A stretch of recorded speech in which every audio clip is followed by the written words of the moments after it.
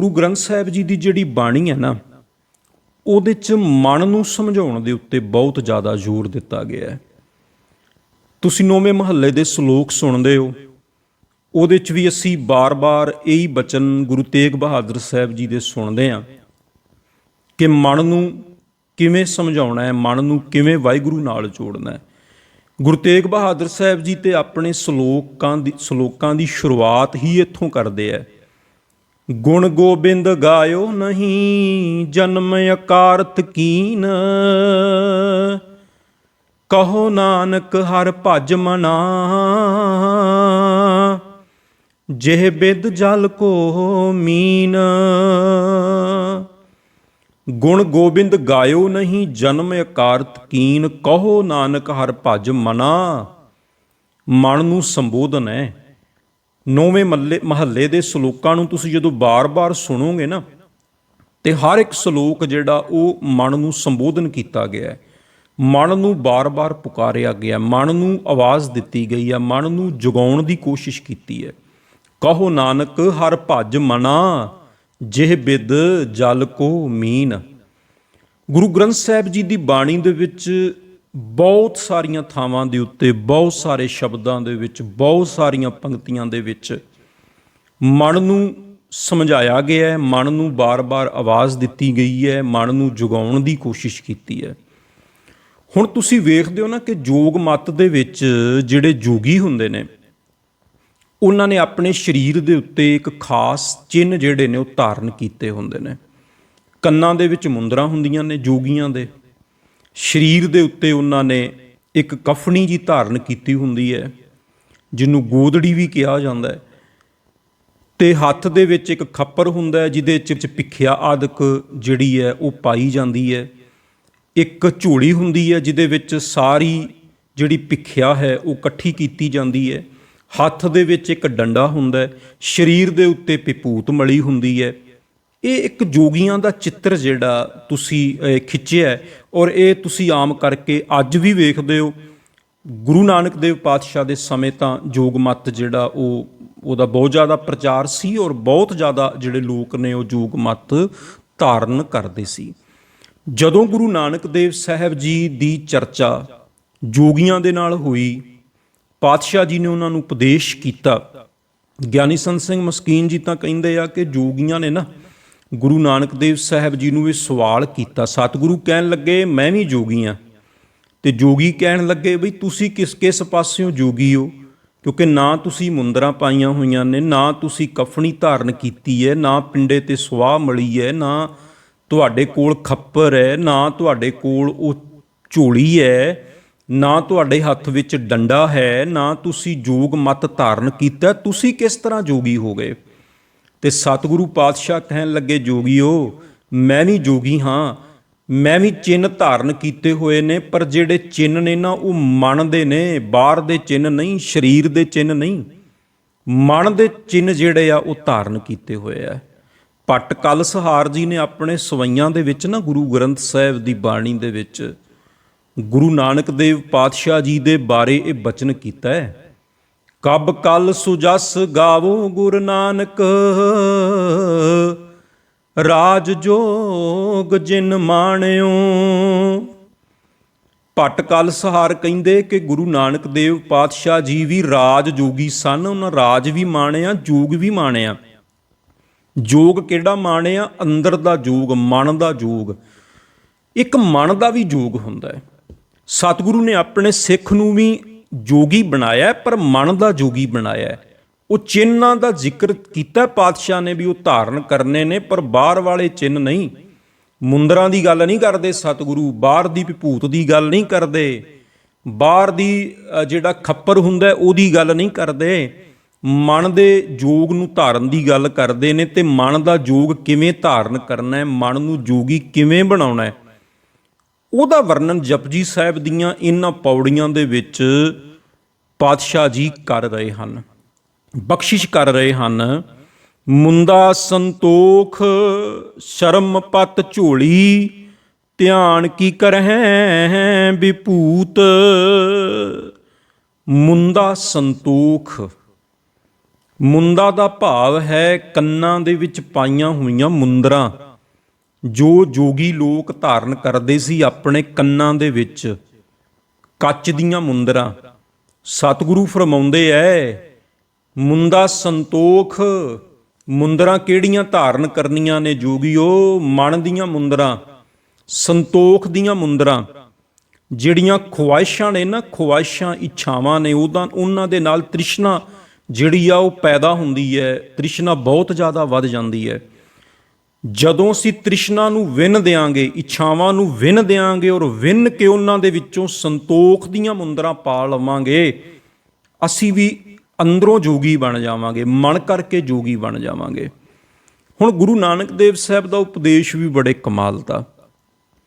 ਇੱਕ ਪਾਸੇ ਜੋਗੀਆਂ ਨੂੰ ਕਹਿੰਦੇ ਐ ਕਿ ਤੁਸੀਂ ਸੰਸਾਰ ਕਿਉਂ ਛੱਡਿਆ, ਕਿਉਂਕਿ ਉਸ ਟਾਈਮ ਜੋਗੀ ਬਹੁਤ ਜਿਹੜੇ ਆਪਣੇ ਘਰ-ਬਾਰ ਛੱਡ ਦਿੰਦੇ ਸੀ, ਪਹਾੜਾਂ 'ਚ ਚਲੇ ਜਾਂਦੇ ਸੀ, ਜੰਗਲਾਂ 'ਚ ਚਲੇ ਜਾਂਦੇ ਸੀ ਤੇ ਉੱਥੇ ਜਾ ਕੇ ਆਪਣਾ ਤਪ ਆਦਿਕ ਕਰਦੇ ਸੀ ਤੇ ਸੰਸਾਰ ਵੱਲੋਂ ਉਪਰਾਮ ਹੋ ਜਾਂਦੇ ਸੀ। ਇੱਕ ਪਾਸੇ ਗੁਰੂ ਨਾਨਕ ਦੇਵ ਸਾਹਿਬ, ਜਿੱਥੇ ਵੀ ਮਹਾਰਾਜ ਜੋਗੀਆਂ ਦੇ ਨਾਲ ਆਪ ਜੀ ਦੀ ਵਿਚਾਰ ਵਟਾਂਦਰਾ ਹੋਇਆ, ਖਾਸ ਕਰਕੇ ਜਿਹੜੀ ਸਤਿਗੁਰੂ ਸੱਚੇ ਪਾਤਸ਼ਾਹ ਜੀ ਦੀ ਹਿਮਾਲਿਆ ਸਾਈਡ ਦੀ ਜਿਹੜੀ ਉਦਾਸੀ ਹੈ ਜਾਂ ਉੱਤਰ ਦੀ ਉਦਾਸੀ ਜਿਹੜੀ ਹੈ, ਉਹਦੇ 'ਚ ਜੋਗੀਆਂ ਦੇ ਨਾਲ ਜਿਹੜੀ ਆ ਪਾਤਸ਼ਾਹ ਦੀ ਵਿਸ਼ੇਸ਼ ਚਰਚਾ ਹੋਈ ਔਰ ਉਹਦੇ 'ਚ ਬਾਰ-ਬਾਰ ਉਪਦੇਸ਼ ਕੀਤਾ ਕਿ ਘਰ ਦੇ ਵਿੱਚ ਰਹਿਣਾ, ਪਰਿਵਾਰ ਵਿੱਚ ਰਹਿਣਾ ਔਰ ਪ੍ਰਮਾਤਮਾ ਨੂੰ ਯਾਦ ਕਰਨਾ, ਇਹ ਅਸਲ ਦੇ ਵਿੱਚ ਯੋਗ ਹੈ।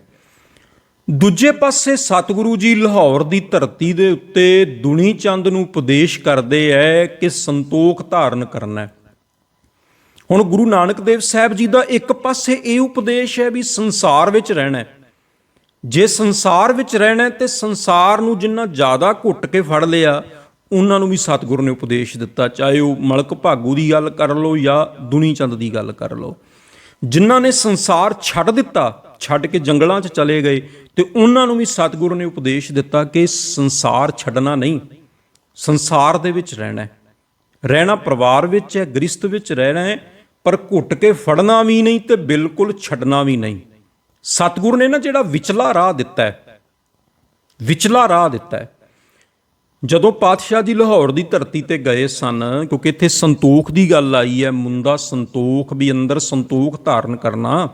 ਸੰਤੋਖ ਦਾ ਭਾਵ ਹੁੰਦਾ ਹੈ ਬਈ ਜੋ ਰੱਬ ਨੇ ਦਿੱਤਾ ਹੈ ਉਹਦੇ ਵਿੱਚ ਸੰਤੋਖੀ ਰਹਿਣਾ, ਉਹਦੇ ਵਿੱਚ ਕਹਿਣਾ ਵੀ ਜੋ ਦਿੱਤਾ ਹੈ ਬਹੁਤ ਦਿੱਤਾ ਹੈ, ਜਿੰਨੇ ਜੋਗਾ ਸੀ ਓਨੇ ਜੋਗਾ, ਓਨਾ ਕੁ ਮੈਨੂੰ ਬਹੁਤ ਮਿਲ ਗਿਆ। ਬਹੁਤੀਆਂ ਜ਼ਿਆਦੀਆਂ ਇੱਛਾਵਾਂ ਧਾਰਨ ਨਾ ਕਰਨਾ, ਬਹੁਤ ਜ਼ਿਆਦਾ ਖੁਆਇਸ਼ਾਂ ਧਾਰਨ ਨਾ ਕਰਨਾ, ਇਹ ਹੈ ਸੰਤੋਖ ਵਿੱਚ ਰਹਿਣਾ। ਤੇ ਜਦੋਂ ਲਾਹੌਰ ਵਿੱਚ ਗਏ ਗੁਰੂ ਨਾਨਕ ਦੇਵ ਪਾਤਸ਼ਾਹ ਤੇ ਨਾਲ ਭਾਈ ਮਰਦਾਨਾ ਜੀ, ਤੇ ਕੀ ਵੇਖਦੇ ਹੈ ਕਿ ਇੱਕ ਹਵੇਲੀ ਦੇ ਉੱਤੇ ਨਾ 7 ਝੰਡੇ ਲੱਗੇ ਹੋਏ ਹੈ।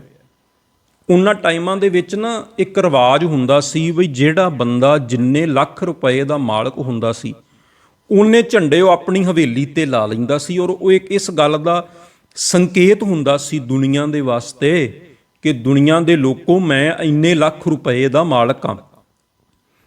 ਤੇ ਸਤਿਗੁਰੂ ਜੀ ਨੂੰ ਭਾਈ ਮਰਦਾਨਾ ਜੀ ਪੁੱਛਦੇ ਆ, ਪਾਤਸ਼ਾਹ ਆ ਇੱਕ ਬੜੀ ਵੱਡੀ ਹਵੇਲੀ ਹੈ ਤੇ ਇਹਦੇ ਤੇ 7 ਝੰਡੇ ਕਿਉਂ ਲੱਗੇ ਹੋਏ ਆ? ਚਲੋ ਮੰਨਿਆ ਵੀ ਕਿਸੇ ਹਵੇਲੀ ਤੇ ਇੱਕ ਝੰਡਾ ਲੱਗਾ ਹੋਏ, ਪਰ 7-7 ਝੰਡੇ ਕਿਉਂ ਲੱਗੇ ਐ? ਜਦੋਂ ਪਤਾ ਕਰਾਇਆ ਗਿਆ ਤੇ ਪਤਾ ਲੱਗਾ ਬਈ ਇਹ ਦੁਨੀ ਚੰਦ ਦੀ ਹਵੇਲੀ ਹੈ ਤੇ 7 ਲੱਖ ਰੁਪਏ ਇਹਦੇ ਕੋਲ ਹੈ, ਜਿੰਨੀ ਵੀ ਇਹਦੇ ਕੋਲ ਸੰਪੱਤੀ ਹੈ ਜਾਂ ਇਹਦੇ ਖਜ਼ਾਨੇ ਵਿੱਚ ਇੰਨਾ ਪੈਸਾ ਹੈ, ਇਸ ਕਰਕੇ 7 ਝੰਡੇ 7 ਲੱਖ ਦਾ ਪ੍ਰਤੀਕ ਨੇ। ਸਤਿਗੁਰੂ ਕਹਿਣ ਲੱਗੇ ਦੁਨੀ ਚੰਦ ਨੂੰ ਬੁਲਾ ਕੇ ਲਿਆਓ। ਦੁਨੀ ਚੰਦ ਨੂੰ ਬੁਲਾਇਆ ਗਿਆ, ਆਇਆ, ਉਹ ਨਮਸਕਾਰ ਕੀਤੀ, ਬਹਿ ਗਿਆ ਤੇ ਕਹਿਣ ਲੱਗਾ, ਪਾਤਸ਼ਾਹ ਮੇਰੇ ਲਈ ਕੋਈ ਉਪਦੇਸ਼ ਹੋ। ਜਦੋਂ ਵਾਪਸ ਘਰ ਜਾਣ ਲੱਗਾ ਤੇ ਸਤਿਗੁਰੂ ਜੀ ਨੇ ਨਾ ਇੱਕ ਸੂਈ ਜਿਹੜੀ ਆ ਉਹ ਦੁਨੀ ਚੰਦ ਦੀ ਤਲੀ ਦੇ ਉੱਤੇ ਰੱਖਤੀ। ਕਹਿਣ ਲੱਗਿਆ ਸੂਈ ਲੈ ਜਾਓ, ਮਰਨ ਤੋਂ ਬਾਅਦ ਤੁਹਾਡੇ ਕੋਲੋਂ ਲੈ ਲਵਾਂਗੇ ਅੱਗੇ ਜਾ ਕੇ।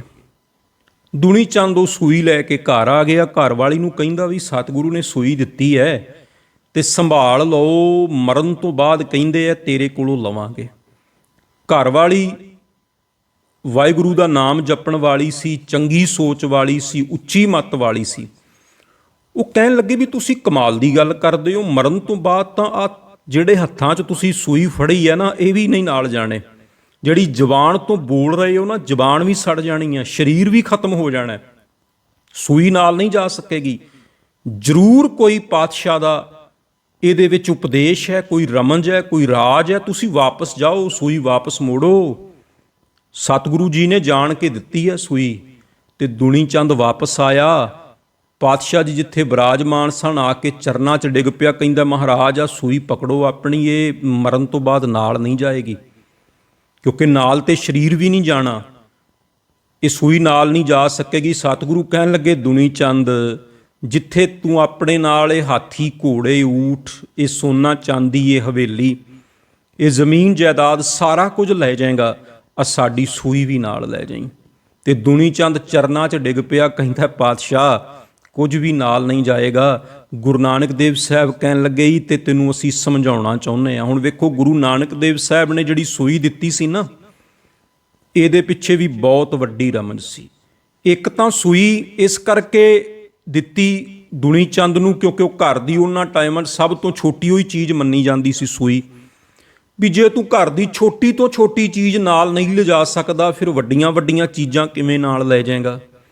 ਦੂਜੀ ਗੱਲ, ਸੂਈ ਇੱਕ ਸੁੱਤੇ ਬੰਦੇ ਨੂੰ ਨੀਂਦ 'ਚੋਂ ਜਗਾ ਦਿੰਦੀ ਹੈ। ਕੋਈ ਬੰਦਾ ਸੁੱਤਾ ਹੋਏ ਨਾ, ਉਹਦੇ ਤੁਸੀਂ ਪੈਰਾਂ 'ਚ ਕਿਤੇ ਥੋੜ੍ਹੀ ਬਹੁਤੀ ਸੂਈ ਦੀ ਨੋਕ ਚਬੋ ਦਿਓ, ਸਰੀਰ ਤੇ ਕਿਤੇ ਚਬੋ ਦਿਓ, ਤੇ ਉਹ ਬੰਦਾ ਇੱਕਦਮ ਜਾਗ ਜਾਏਗਾ।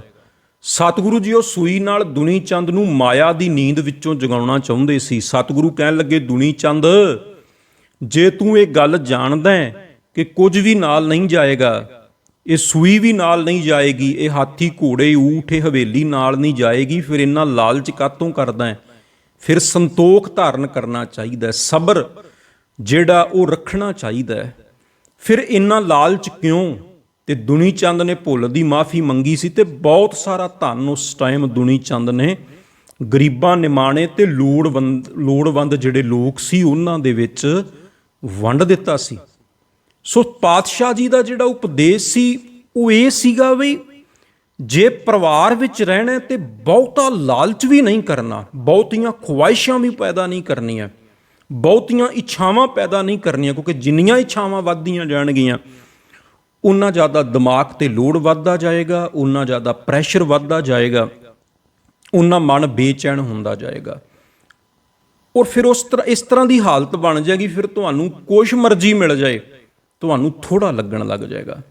ਜਿਹੜਾ ਤ੍ਰਿਸ਼ਨਾਲੂ ਬੰਦਾ ਹੁੰਦਾ ਨਾ, ਉਹਨੂੰ ਜਿੰਨਾ ਮਰਜ਼ੀ ਮਿਲ ਜਾਏ, ਜੋ ਕੁਝ ਮਰਜ਼ੀ ਮਿਲ ਜਾਏ, ਜਿੰਨਾ ਮਰਜ਼ੀ ਉਹਨੂੰ ਨਫਾ ਹੋ ਜਾਏ, ਫਾਇਦਾ ਹੋ ਜਾਏ ਕਿਸੇ ਕਾਰੋਬਾਰ 'ਚ, ਕਿਸੇ ਕੰਮ ਧੰਦੇ 'ਚ, ਉਹ ਫਿਰ ਵੀ ਕਹਿੰਦਾ ਵੀ ਥੋੜ੍ਹਾ ਹੋਰ ਹੋਣਾ ਚਾਹੀਦਾ ਸੀ।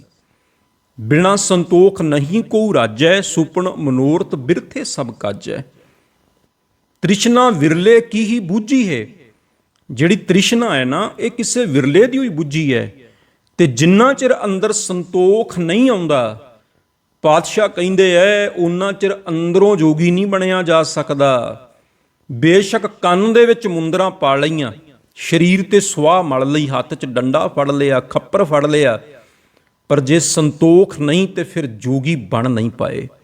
ਤੇ ਜੇ ਅੰਦਰੋਂ ਸੰਤੋਖ ਆ ਗਿਆ, ਤੁਸੀਂ ਸੱਚਮੁੱਚ ਜੋਗੀ ਬਣ ਗਏ।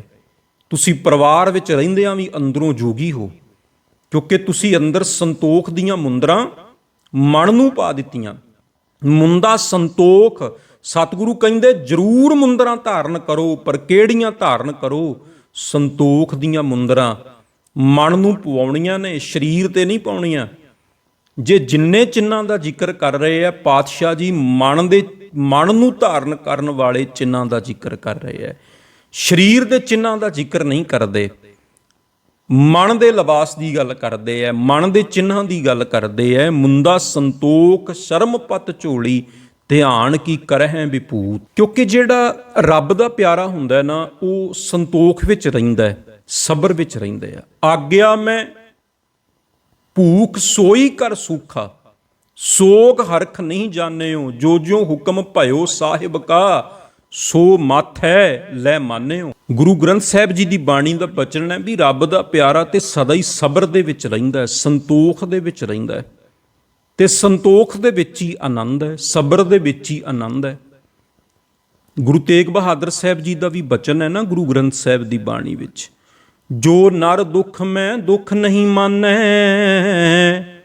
ਸੁਖ ਸਨੇਹ ਭੈ ਨਹੀਂ ਜਾਂ ਕੈ, ਕੰਚਨ ਮਾਟੀ ਮਾਨੈ। ਰੱਬ ਦਾ ਪਿਆਰਾ ਦੁੱਖਾਂ ਦੇ ਵਿੱਚ ਵੀ ਦੁੱਖ ਨਹੀਂ ਮੰਨਦਾ, ਉਹ ਦੁੱਖਾਂ ਦੇ ਵਿੱਚ ਵੀ ਵਾਹਿਗੁਰੂ ਦਾ ਸ਼ੁਕਰ ਕਰਦਾ ਤੇ ਸੁੱਖਾਂ ਦੇ ਵਿੱਚ ਵੀ ਵਾਹਿਗੁਰੂ ਦਾ ਸ਼ੁਕਰ ਕਰਦਾ। ਇੱਕ ਬੜੀ ਪਿਆਰੀ ਛੋਟੀ ਜੀ ਗਾਥਾ ਹੈ। ਜਿਵੇਂ ਕਹਿੰਦੇ ਨੇ, ਇੱਕ ਵਾਰੀ ਦੋ ਫਕੀਰ ਸਨ, ਜਿਨ੍ਹਾਂ 'ਚ ਇੱਕ ਨੌਜਵਾਨ ਸੀ ਤੇ ਇੱਕ ਬਜ਼ੁਰਗ ਸੀ। ਜੰਗਲ ਦੇ ਵਿੱਚ ਉਹਨਾਂ ਦੀ ਨਾ ਇੱਕ ਨਦੀ ਦੇ ਕਿਨਾਰੇ ਤੇ ਕੁਟੀਆ ਸੀ, ਝੋਪੜੀ ਸੀ, ਉਹਦੇ 'ਚ ਰਹਿੰਦੇ ਸੀ।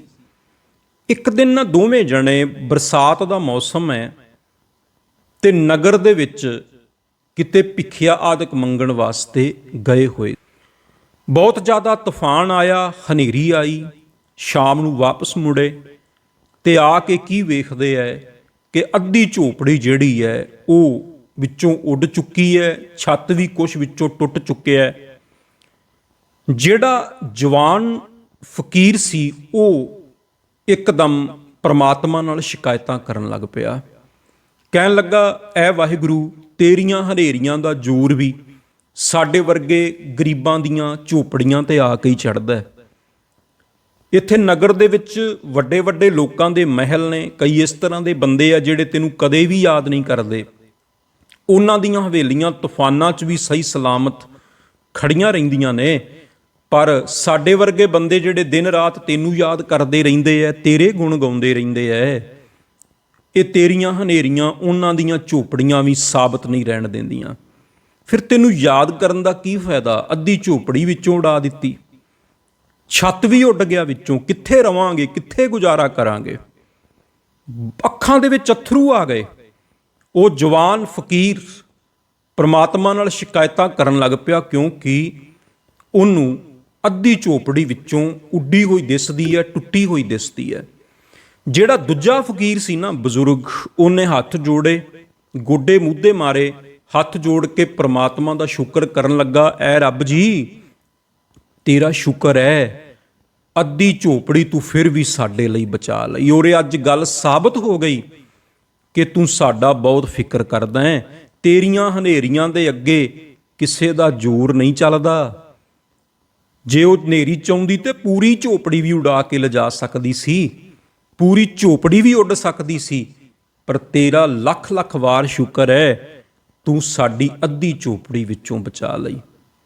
ਹੁਣ ਦੋਵੇਂ ਜਣੇ ਰਾਤ ਨੂੰ ਉਸ ਝੋਪੜੀ 'ਚ ਲੇਟ ਗਏ ਜਿਹੜੀ ਅੱਧੀ ਬਚੀ ਹੋਈ ਸੀ।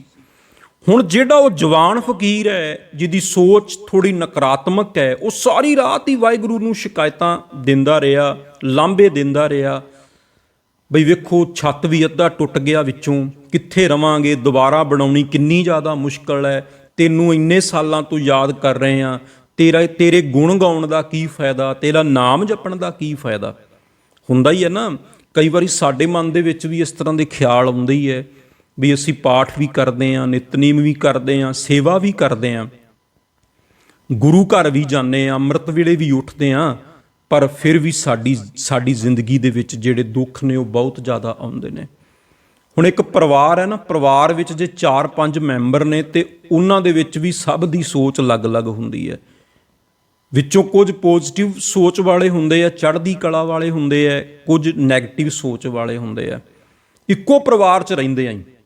ਜੇ ਕੋਈ ਮੰਨ ਲਓ ਫਸਲ ਵੇਚੀ ਹੈ ਬਾਜ਼ਾਰ ਦੇ ਵਿੱਚ, ਮੰਡੀ ਦੇ ਵਿੱਚ, ਤੇ ਵਿੱਚੋਂ ਕੁਝ ਮੈਂਬਰ ਹੁੰਦੇ ਆ ਕਿ ਕਹਿੰਦੇ ਵੀ ਪ੍ਰਮਾਤਮਾ ਦੀ ਬੜੀ ਕਿਰਪਾ ਹੋਈ, ਬਹੁਤ ਫਸਲ ਹੋ ਗਈ, ਭਾਵੇਂ ਘੱਟ ਹੀ ਹੋਈ ਹੋਵੇ, ਤੇ ਕੁਝ ਮੈਂਬਰ ਇਸ ਤਰ੍ਹਾਂ ਦੇ ਹੁੰਦੇ ਆ ਜਿਹੜੇ ਕਹਿੰਦੇ ਆ ਵੀ ਬਹੁਤ ਘੱਟ ਹੋਈ।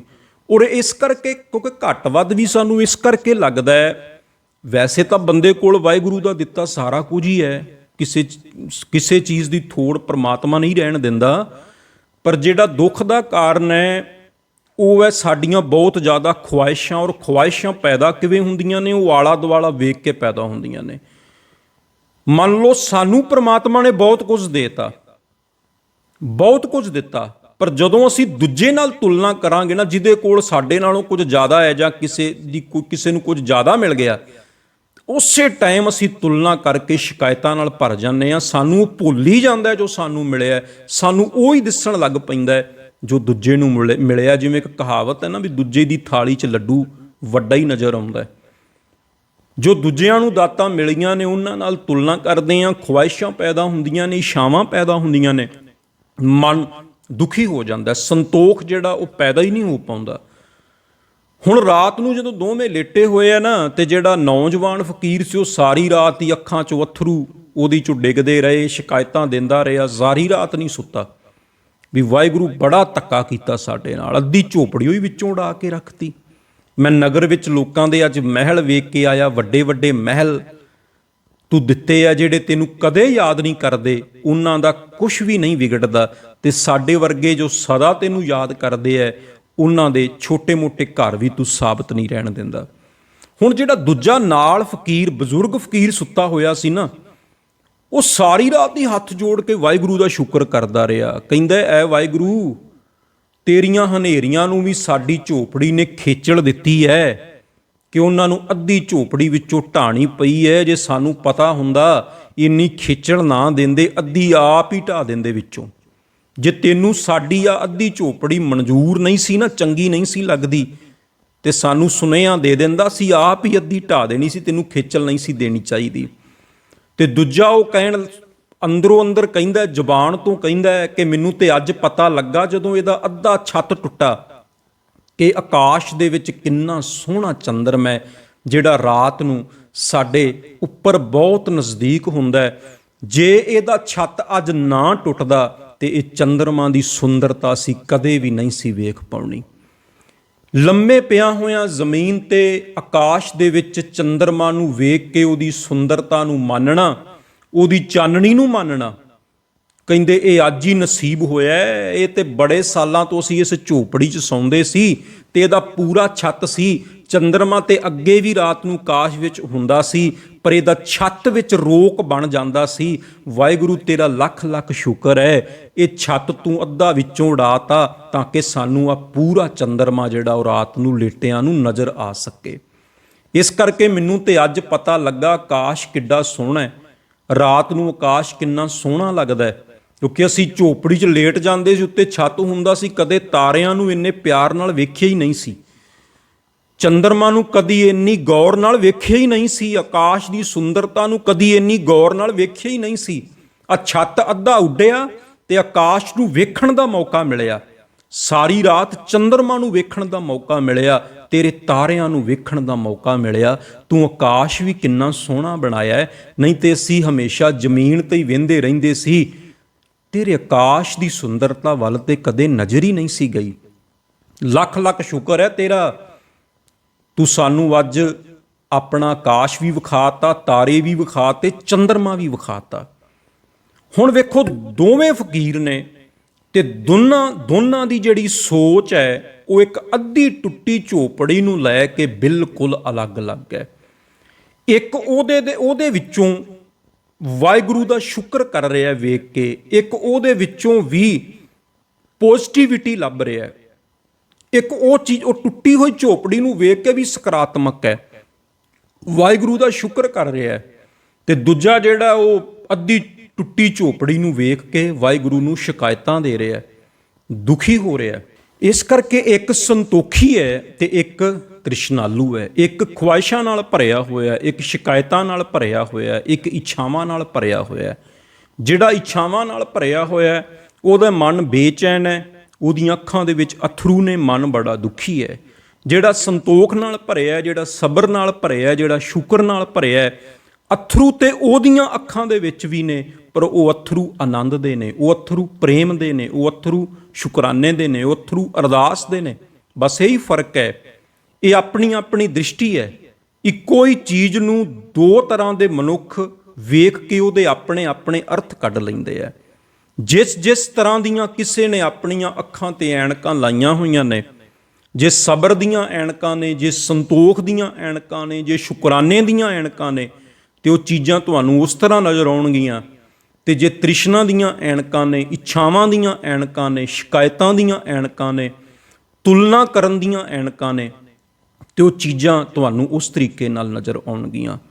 ਸੋ ਜਿਨ੍ਹਾਂ ਦੇ ਅੰਦਰ ਸਬਰ ਹੁੰਦਾ ਹੈ, ਜਿਨ੍ਹਾਂ ਦੇ ਅੰਦਰ ਸੰਤੋਖ ਹੁੰਦਾ ਹੈ, ਉਹਨਾਂ ਦੀ ਸੋਚ ਜਿਹੜੀ ਆ ਉਹ ਬਿਲਕੁਲ ਵੱਖਰੀ ਹੁੰਦੀ ਹੈ।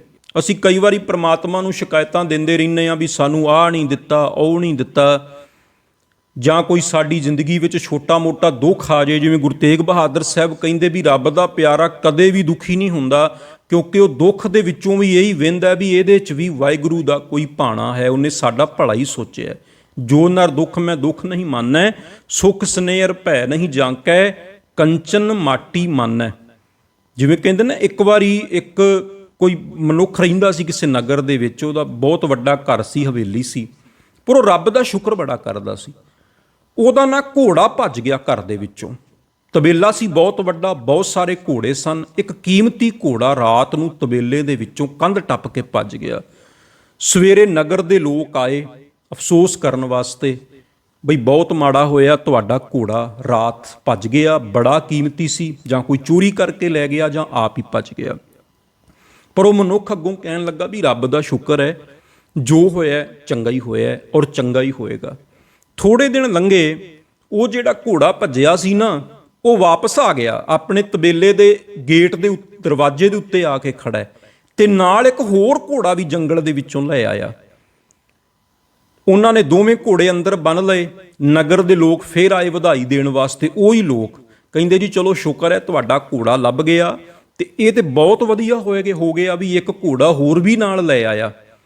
ਇਹ ਸੱਜਣ ਅੱਗੋਂ ਫਿਰ ਬਿਲਕੁਲ ਵਾਹਿਗੁਰੂ ਦੇ ਸ਼ੁਕਰ ਦੇ ਵਿੱਚ, ਭਾਣੇ ਦੇ ਵਿੱਚ, ਆਨੰਦ ਵਿੱਚ ਕੋਈ ਬਹੁਤੀ ਖੁਸ਼ੀ ਨਹੀਂ। ਕਹਿਣ ਲੱਗੇ ਵੀ ਜੋ ਹੋਇਆ ਵਾਹਿਗੁਰੂ ਨੇ ਚੰਗਾ ਹੀ ਕੀਤਾ ਤੇ ਚੰਗਾ ਹੀ ਹੋਏਗਾ, ਕਿਉਂਕਿ ਜਿਹੜਾ ਬੰਦਾ ਸੁੱਖਾਂ ਦੇ ਵਿੱਚ ਜ਼ਿਆਦਾ ਉਛਲਦਾ ਨਾ, ਤੁਸੀਂ ਕਦੇ ਵੇਖਿਓ ਜਦੋਂ ਦੁੱਖ ਆਉਣਗੇ ਉਹ ਓਨਾ ਜ਼ਿਆਦਾ ਦੁਖੀ ਹੋਏਗਾ, ਓਨਾ ਜ਼ਿਆਦਾ ਪਰੇਸ਼ਾਨ ਹੋਏਗਾ। ਜਿਹੜਾ ਬੰਦਾ ਸੁੱਖਾਂ ਦੇ ਵਿੱਚ ਵੀ ਜ਼ਿਆਦਾ ਉਛਲਦਾ ਨਹੀਂ, ਆਨੰਦ ਵਿੱਚ ਰਹਿੰਦਾ, ਜਿਹਨੂੰ ਇਹ ਪਤਾ ਹੈ ਵੀ ਅੱਜ ਸੁੱਖ ਹੈ, ਇਹਦੇ ਪਿੱਛੇ ਕੱਲ ਦੁੱਖ ਵੀ ਨੇ, ਦੁੱਖ ਵੀ ਆਉਣਗੇ, ਉਹ ਕਦੇ ਦੁੱਖਾਂ ਦੇ ਵਿੱਚ ਜ਼ਿਆਦਾ ਦੁਖੀ ਵੀ ਨਹੀਂ ਹੋਏਗਾ। ਜਿਹੜਾ ਦੁੱਖਾਂ ਦੇ ਵਿੱਚ ਜ਼ਿਆਦਾ ਦੁੱਖ ਮਹਿਸੂਸ ਨਹੀਂ ਕਰਦਾ, ਉਹ ਸੁੱਖਾਂ ਦੇ ਵਿੱਚ ਜ਼ਿਆਦਾ ਛਾਲਾਂ ਵੀ ਨਹੀਂ ਮਾਰਦਾ। ਤੇ ਜਿਹੜਾ ਸੁੱਖਾਂ ਦੇ ਵਿੱਚ ਜ਼ਿਆਦਾ ਛਾਲਾਂ ਮਾਰਦਾ ਹੈ, ਜ਼ਿਆਦਾ ਹੰਕਾਰ 'ਚ ਆ ਜਾਂਦਾ ਹੈ, ਹਉਮੈ 'ਚ ਆ ਜਾਂਦਾ ਹੈ, ਜਦੋਂ ਦੁੱਖ ਆਉਂਦੇ ਨੇ ਉਨੀਆਂ ਜ਼ਿਆਦਾ ਫਿਰ ਚੀਕਾਂ ਵੀ ਮਾਰਦਾ ਹੈ, ਉਨਾ ਜ਼ਿਆਦਾ ਦੁਖੀ ਵੀ ਹੁੰਦਾ, ਪਰੇਸ਼ਾਨ ਵੀ ਹੁੰਦਾ। ਚਲੋ ਜੀ, ਥੋੜ੍ਹੇ ਦਿਨ ਲੰਘ ਗਏ। ਇਹ ਜਿਹੜਾ ਜੰਗਲ ਦੇ ਵਿੱਚੋਂ ਘੋੜਾ ਆਇਆ ਸੀ ਨਾ, ਇਹਨੂੰ ਇਹਦਾ ਲੜਕਾ ਟ੍ਰੇਨਿੰਗ ਦੇ ਰਿਹਾ ਤਾਂ ਕਿ ਦੂਜੇ ਘੋੜਿਆਂ ਦੇ ਵਾਂਗ ਇਹਨੂੰ ਸਿਖਲਾਈ ਦਿੱਤੀ ਜਾ ਸਕੇ। ਪਰ ਉਹ ਜੰਗਲੀ ਘੋੜਾ ਜਿਹੜਾ ਬਹੁਤ ਜ਼ਿਆਦਾ ਅੜਬ ਸੀ, ਅਥਰਾ ਸੀ, ਔਰ ਇਹ ਲੜਕਾ ਘੋੜੇ ਤੋਂ ਡਿੱਗ ਪਿਆ, ਲੱਤ ਟੁੱਟ ਗਈ। ਨਗਰ ਦੇ ਲੋਕ ਫਿਰ ਆਏ, ਕਹਿਣ ਲੱਗੇ ਵੀ ਚਲੋ ਇਹ ਤੇ ਬਹੁਤ ਮਾੜਾ ਹੋਇਆ, ਜਿਹੜਾ ਜੰਗਲ ਵਿੱਚੋਂ ਘੋੜਾ ਨਾਲ ਲੱਗ ਕੇ ਆਇਆ ਸੀ ਤੁਹਾਡੇ ਦੂਜੇ ਘੋੜੇ ਦੇ, ਉਹਨੇ ਤੁਹਾਡੇ ਲੜਕੇ ਦੀ ਲੱਤ ਤੋੜ ਦਿੱਤੀ, ਬਹੁਤ ਮਾੜਾ ਹੋਇਆ। ਹੁਣ ਇਹ ਸੱਜਣ ਫਿਰ ਅੱਗੋਂ ਕਹਿੰਦੇ ਆ ਵੀ ਵਾਹਿਗੁਰੂ ਦਾ ਭਾਣਾ ਹੈ, ਜੋ ਹੋਇਆ ਚੰਗਾ ਹੀ ਹੋਇਆ ਔਰ ਜੋ ਹੋਏਗਾ ਚੰਗਾ ਹੀ ਹੋਏਗਾ। ਚਲੋ ਜੀ, ਥੋੜ੍ਹੇ ਦਿਨ ਲੰਘ ਗਏ ਔਰ ਜਿਹੜੇ ਮੁਲਕ ਵਿੱਚ ਰਹਿੰਦੇ ਸੀ, ਬਾਰਡਰ ਦੇ ਉੱਤੇ ਜੰਗ ਲੱਗ ਗਿਆ।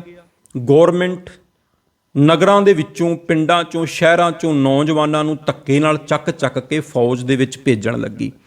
ਜਦੋਂ ਇਹਨਾਂ ਦੇ ਨਗਰ ਦੇ ਵਿੱਚ ਫੌਜ ਆਈ ਨੌਜਵਾਨਾਂ ਨੂੰ ਭਰਤੀ ਕਰਨ ਵਾਸਤੇ, ਲਿਜਾਣ ਵਾਸਤੇ, ਤੇ ਨਗਰ ਦੇ ਬਹੁਤ ਸਾਰੇ ਨੌਜਵਾਨਾਂ ਨੂੰ ਜੰਗ ਦੇ ਵਿੱਚ ਭੇਜਣ ਲਈ ਇੱਥੋਂ ਫੌਜ ਨੇ ਜਿਹੜਾ ਭਰਤੀ ਕਰ ਲਿਆ।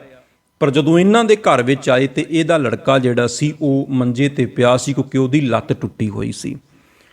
ਫੌਜ ਚਲੀ ਗਈ। ਥੋੜ੍ਹੇ ਦਿਨਾਂ ਬਾਅਦ ਫਿਰ ਉਹ ਹੀ ਨਗਰ ਦੇ ਲੋਕ ਆਏ, ਕਹਿੰਦੇ ਜੀ ਚਲੋ ਇਹ ਤੇ ਬੜੀ ਕਿਰਪਾ ਕੀਤੀ ਤੁਹਾਡੇ ਲੜਕੇ ਦੇ ਉੱਤੇ ਪ੍ਰਮਾਤਮਾ ਨੇ, ਬਈ ਜੇ ਇਹਦੀ ਲੱਤ ਨਾ ਟੁੱਟੀ ਹੁੰਦੀ ਤੇ ਇਹਨੂੰ ਵੀ ਫੌਜ ਦੇ ਵਿੱਚ ਜਾਣਾ ਪੈਣਾ ਸੀ, ਜੰਗ ਲੜਨਾ ਪੈਣਾ ਸੀ। ਤੇ ਇਹ ਫਿਰ ਕਹਿਣ ਲੱਗੇ, ਕਹਿੰਦੇ ਜੋ ਹੋਇਆ ਚੰਗਾ ਹੀ ਹੋਇਆ ਔਰ ਵਾਹਿਗੁਰੂ ਜੋ ਕਰੇਗਾ ਚੰਗਾ ਹੀ ਕਰੇਗਾ। ਵੇਖੋ, ਘੋੜੇ ਦਾ ਤਬੇਲੇ 'ਚੋਂ ਜਾਣਾ ਦੁੱਖ, ਉਹਦੇ 'ਚ ਵੀ ਵਾਹਿਗੁਰੂ ਦਾ ਸ਼ੁਕਰ, ਨਾਲ ਇੱਕ ਹੋਰ ਘੋੜਾ ਲੈ ਕੇ ਆਉਣਾ, ਫਿਰ ਵੀ ਵਾਹਿਗੁਰੂ ਦਾ ਸ਼ੁਕਰ। ਹੁਣ ਸੁੱਖ ਆਇਆ। ਲੜਕੇ ਦੀ ਲੱਤ ਦਾ ਟੁੱਟ ਜਾਣਾ ਦੁੱਖ ਹੈ, ਫਿਰ ਵੀ ਵਾਹਿਗੁਰੂ ਦਾ ਸ਼ੁਕਰ। ਤੇ ਲੱਤ ਟੁੱਟਣ ਕਰਕੇ ਜੰਗ ਦੇ ਵਿੱਚ ਜਾਣ ਤੋਂ ਬਚਾਅ ਹੋ ਜਾਣਾ, ਫਿਰ ਵੀ ਵਾਹਿਗੁਰੂ ਦਾ ਸ਼ੁਕਰ। ਨਾ ਕੋਈ ਬਹੁਤੀ ਜ਼ਿਆਦਾ ਖੁਸ਼ੀ ਤੇ ਨਾ ਹੀ ਬਹੁਤਾ ਜ਼ਿਆਦਾ ਗਮ। ਜਿਹੜਾ ਸੰਤੋਖੀ ਬੰਦਾ ਹੁੰਦਾ ਹੈ ਉਹ ਸਦਾ ਹੀ ਆਨੰਦ 'ਚ ਰਹਿੰਦਾ ਹੈ, ਰੱਬ ਦੇ ਸ਼ੁਕਰ 'ਚ ਰਹਿੰਦਾ ਹੈ। ਉਹ ਕਦੇ ਵੀ ਸ਼ਿਕਾਇਤਾਂ ਨਹੀਂ ਕਰਦਾ, ਕਦੇ ਵੀ ਪ੍ਰਮਾਤਮਾ ਨੂੰ ਲਾਂਭੇ ਨਹੀਂ ਦਿੰਦਾ। ਤੇ ਪਾਤਸ਼ਾਹ ਇਹੀ ਸਮਝਾਉਣ ਦੀ ਕੋਸ਼ਿਸ਼ ਕਰਦੇ ਹੈ, 28ਵੀਂ ਪੌੜੀ ਜਪਜੀ ਸਾਹਿਬ ਦੀ, ਮੁੰਦਾ ਸੰਤੋਖ ਸ਼ਰਮ ਪਤ ਝੋਲੀ। ਜਿਹੜਾ ਮਨ ਕਰਕੇ ਜੋਗੀ ਬਣ ਗਿਆ ਨਾ, ਜਿਨੇ ਅੰਦਰੋਂ ਜੋਗ ਧਾਰਨ ਕਰ ਲਿਆ, ਉਹਨੇ ਸੰਤੋਖ ਦੀਆਂ ਮੁੰਦਰਾਂ ਪਾ ਲਈਆਂ। ਸ਼ਰਮ ਪੱਤ ਝੋਲੀ, ਮਿਹਨਤ ਦੀ ਝੋਲੀ ਜਿਹੜੀ ਹੈ ਉਹਨੇ ਧਾਰਨ ਕਰ ਲਈ। ਸ਼ਰਮ ਪੱਤ ਝੋਲੀ, ਪੱਤ ਦਾ ਭਾਵ ਹੈ ਪਾਤਰ। ਜਿਹੜਾ ਇੱਕ ਬਰਤਨ ਜੋਗੀਆਂ ਦੇ ਕੋਲ ਹੁੰਦਾ ਹੈ, ਇੱਕ ਪਾਤਰ ਹੁੰਦਾ ਹੈ ਜਿਹਦੇ ਵਿੱਚ ਉਹ ਆਪਣੀ ਭਿੱਖਿਆ ਆਦਿਕ ਇਕੱਠੀ ਕਰਦੇ ਹੈ। ਭਿੱਖਿਆ ਆਦਿਕ ਲੋਕਾਂ ਦੇ ਦਰਵਾਜ਼ਿਆਂ ਤੇ ਜਾ ਕੇ ਮੰਗਦੇ ਹੈ। ਪਾਤਸ਼ਾਹ ਕਹਿੰਦੇ ਨੇ ਸ਼ਰਮ, ਮਿਹਨਤ, ਉਦਮ ਕਰੇਂਦਿਆਂ ਜਿਉ ਤੂੰ, ਕਮਾਉਂਦਿਆਂ ਸੁਖ ਪੁੰਚ, ਧਿਆਇਂਦਿਆਂ ਤੂੰ ਪ੍ਰਭੂ ਮਿਲ, ਨਾਨਕ ਉਤਰੀ ਚਿੰਤ। ਕਿ ਉਦਮ ਧਾਰਨ ਕਰਨਾ, ਮਿਹਨਤ ਕਰਨੀ। ਗੁਰੂ ਨਾਨਕ ਦੇਵ ਸਾਹਿਬ ਨੇ ਤੇ ਆਪਣੇ ਸਿੱਖਾਂ ਨੂੰ ਮਿਹਨਤ ਕਰਨੀ ਸਿਖਾਈ ਹੈ, ਉਦਮ ਕਰਨਾ ਸਿਖਾਇਆ। ਸਤਿਗੁਰੂ ਨੇ ਤਾਂ ਹੀ ਭਾਈ ਲਾਲੋ ਦਾ ਦਰਵਾਜ਼ਾ ਖੜਕਾਇਆ ਸੀ, ਕਿਉਂਕਿ ਭਾਈ ਲਾਲੋ ਜੀ ਲੱਕੜਾਂ ਨੂੰ ਘੜਦੇ ਸੀ, ਮਿਹਨਤ ਕਰਦੇ ਸੀ, ਉਦਮ ਕਰਦੇ ਸੀ। ਮਲਕ ਭਾਗੋ ਦੇ 36 ਪ੍ਰਕਾਰ ਦੇ ਭੋਜਨ ਨਹੀਂ ਛਕੇ। ਭਾਈ ਲਾਲੋ ਇੱਕ ਗਰੀਬ ਸਿੱਖ ਜਿਹੜਾ ਲੱਕੜਾਂ ਨੂੰ ਘੜਨ ਦਾ ਕੰਮ ਕਰਦਾ ਹੈ, ਉਹਦੇ ਘਰ ਦਾ ਦਰਵਾਜ਼ਾ ਖੜਕਾਇਆ, ਉਹਦੇ ਘਰ ਵਿੱਚ ਠਹਿਰੇ। ਤੇ ਜਦੋਂ ਦਰਵਾਜ਼ਾ ਖੋਲ੍ਹਿਆ, ਕਿਉਂਕਿ ਪਹਿਲੀ ਵਾਰ ਸਤਿਗੁਰੂ ਐਮਨਾਬਾਦ ਗਏ ਸੀ, ਤੇ ਭਾਈ ਲਾਲੋ ਦਾ ਦਰਵਾਜ਼ਾ ਖੜਕਾਇਆ, ਦਰਵਾਜ਼ਾ ਖੋਲ੍ਹਿਆ ਤੇ ਸਾਹਮਣੇ ਸਤਿਗੁਰੂ ਖੜੇ ਐ, ਨਾਲ ਸਾਥੀ ਪਾਤਸ਼ਾਹ ਦੇ। ਘਰ ਵਿੱਚ ਲਿਆਂਦਾ, ਬਿਠਾਇਆ, ਲੱਕੜਾਂ ਘੜ ਰਿਹਾ ਸੀ ਭਾਈ ਲਾਲੋ, ਤੇ ਸਤਿਗੁਰੂ ਕਹਿਣ ਲੱਗੇ, ਭਾਈ ਲਾਲੋ ਸਾਰੀ ਜ਼ਿੰਦਗੀ ਲੱਕੜਾਂ ਹੀ ਘੜਦਾ ਰਹੇਗਾ, ਮਨ ਨੂੰ ਵੀ ਘੜਨਾ ਬੜਾ ਜ਼ਰੂਰੀ ਹੈ। ਤੇ ਸਤਿਗੁਰੂ ਸੱਚੇ ਪਾਤਸ਼ਾਹ ਜੀ ਨੇ ਕਿੰਨੇ ਹੀ ਦਿਨ ਭਾਈ ਲਾਲੋ ਦੇ ਘਰ ਵਿੱਚ ਬਤੀਤ ਕੀਤੇ। ਫਿਰ ਕਿੰਨੀ ਵਾਰੀ ਨਾਮ ਆਇਆ ਭਾਈ ਲਾਲੋ ਦਾ ਬਾਣੀ ਦੇ ਵਿੱਚ। ਮਲਕ ਭਾਗੋ ਦਾ ਨਾਮ ਤੁਹਾਨੂੰ ਗੁਰੂ ਗ੍ਰੰਥ ਸਾਹਿਬ ਵਿੱਚ ਨਹੀਂ ਮਿਲੇਗਾ, ਪਰ ਭਾਈ ਲਾਲੋ ਜੀ ਦਾ ਨਾਮ 7 ਵਾਰ ਗੁਰੂ ਨਾਨਕ ਦੇਵ ਸਾਹਿਬ ਜੀ ਨੇ ਆਪਣੀ ਬਾਣੀ ਦੇ ਵਿੱਚ ਲਿਆ। ਜੈਸੀ ਮੈਂ ਆਵੈ ਖਸਮ ਕੀ ਬਾਣੀ, ਤੈਸੜਾ ਕਰੀ ਗਿਆਨ ਵੇ ਲਾਲੋ। ਭਾਈ ਲਾਲੋ ਜੀ ਨੂੰ ਸੰਬੋਧਨ ਕਰਕੇ ਕਿੰਨੀਆਂ ਹੀ ਪੰਕਤੀਆਂ ਪਾਤਸ਼ਾਹ ਨੇ ਉਚਾਰਨ ਕੀਤੀਆਂ। ਜਿਹੜਾ ਉਦਮੀ ਹੈ, ਜਿਹੜਾ ਮਿਹਨਤ ਕਰਕੇ ਖਾਂਦਾ ਹੈ, ਸਤਿਗੁਰੂ ਕਹਿੰਦੇ ਨੇ ਮੁੰਦਾ ਸੰਤੋਖ, ਸ਼ਰਮ ਪੱਤ ਝੋਲੀ, ਮਿਹਨਤ ਦੀ ਝੋਲੀ ਧਾਰਨ ਕਰਨੀ ਹੈ। ਖੱਪਰ ਇਹ ਨਹੀਂ ਫੜਨਾ ਕਿ ਲੋਕਾਂ ਦੇ ਦਰਵਾਜ਼ਿਆਂ ਤੇ ਜਾ ਕੇ ਮੰਗਣਾ ਹੈ, ਨਹੀਂ ਨਹੀਂ, ਮਿਹਨਤ ਦੀ ਝੋਲੀ ਧਾਰਨ ਕਰਨੀ ਹੈ। ਔਰ ਧਿਆਨ ਕੀ ਕਰਹਿ ਵਿਭੂਤ। ਜੋਗ ਮਤ ਦੇ ਵਿੱਚ ਜੋਗੀ ਪਾਤਸ਼ਾਹ ਜੀ ਦੇ ਸਮੇਂ ਵੀ ਤੇ ਅੱਜ ਵੀ ਤੁਸੀਂ ਕਈ ਵਾਰੀ ਵੇਖਦੇ ਹੋ ਕਿ ਸਰੀਰ ਉੱਤੇ ਬਹੁਤ ਜ਼ਿਆਦਾ ਵਿਭੂਤੀ ਜਿਹੜੀ ਆ ਉਹਨਾਂ ਨੇ ਰਾਖ ਮਲੀ ਹੁੰਦੀ ਹੈ। ਉਹ ਇਸ ਕਰਕੇ ਹੁੰਦੀ ਹੈ, ਇੱਕ ਤਾਂ ਇਹਦੇ ਨਾਲ ਜਿਹੜੀ ਸਰੀਰ ਦੀ ਚਮੜੀ ਹੈ ਉਹ ਸਖਤ ਹੋ ਜਾਏ, ਗਰਮੀ ਸਰਦੀ ਦਾ ਕੋਈ ਪਤਾ ਨਾ ਲੱਗੇ, ਤੇ ਦੂਜਾ ਵੀ ਅਸੀਂ ਤੇ ਆਪਣੇ ਸਰੀਰ ਨੂੰ ਜਿਉਂਦਿਆਂ ਹੀ ਰਾਖ ਸਮਝਦੇ ਹਾਂ, ਕਿਉਂਕਿ ਇਹਨੇ ਮਰਨ ਤੋਂ ਬਾਅਦ ਵੀ ਇੱਕ ਦਿਨ ਸੜ ਜਾਣਾ ਹੈ, ਰਾਖ 'ਚ ਮਿਲ ਜਾਣਾ ਹੈ। ਪਰ ਸਤਿਗੁਰੂ ਪਾਤਸ਼ਾਹ ਜੀ ਫਰਮਾਉਂਦੇ ਹੈ, ਵਾਹਿਗੁਰੂ ਵਿੱਚ ਧਿਆਨ ਜੋੜਨਾ ਔਰ ਨਿਰੰਤਰ ਧਿਆਨ ਜੋੜ ਕੇ ਰਹਿਣਾ, ਇਹ ਹੀ ਆਪਣੇ ਆਪ ਦੇ ਅੰਦਰ ਮਨ ਨੂੰ ਧਾਰਨ ਕਰਨ ਵਾਲੀ ਵਿਭੂਤੀ ਹੈ। ਬਾਹਰੋਂ ਸਰੀਰ ਤੇ ਵਿਭੂਤੀ ਮਲਣ ਦੀ ਲੋੜ ਨਹੀਂ, ਰਾਖ ਲਾਉਣ ਦੀ ਲੋੜ ਨਹੀਂ। ਜੇ ਤੁਹਾਡਾ ਧਿਆਨ ਸਦਾ ਹੀ ਪ੍ਰਮਾਤਮਾ ਦੇ ਚਰਨਾਂ 'ਚ ਜੁੜਿਆ ਰਹਿੰਦਾ ਹੈ, ਜੇ ਮਨ ਸਦਾ ਹੀ ਉਹਦੇ ਨਾਲ ਜੁੜਿਆ ਰਹਿੰਦਾ ਹੈ, ਤੇ ਸਮਝ ਲਓ ਤੁਹਾਡਾ ਮਨ ਜੋਗੀ ਬਣ ਗਿਆ।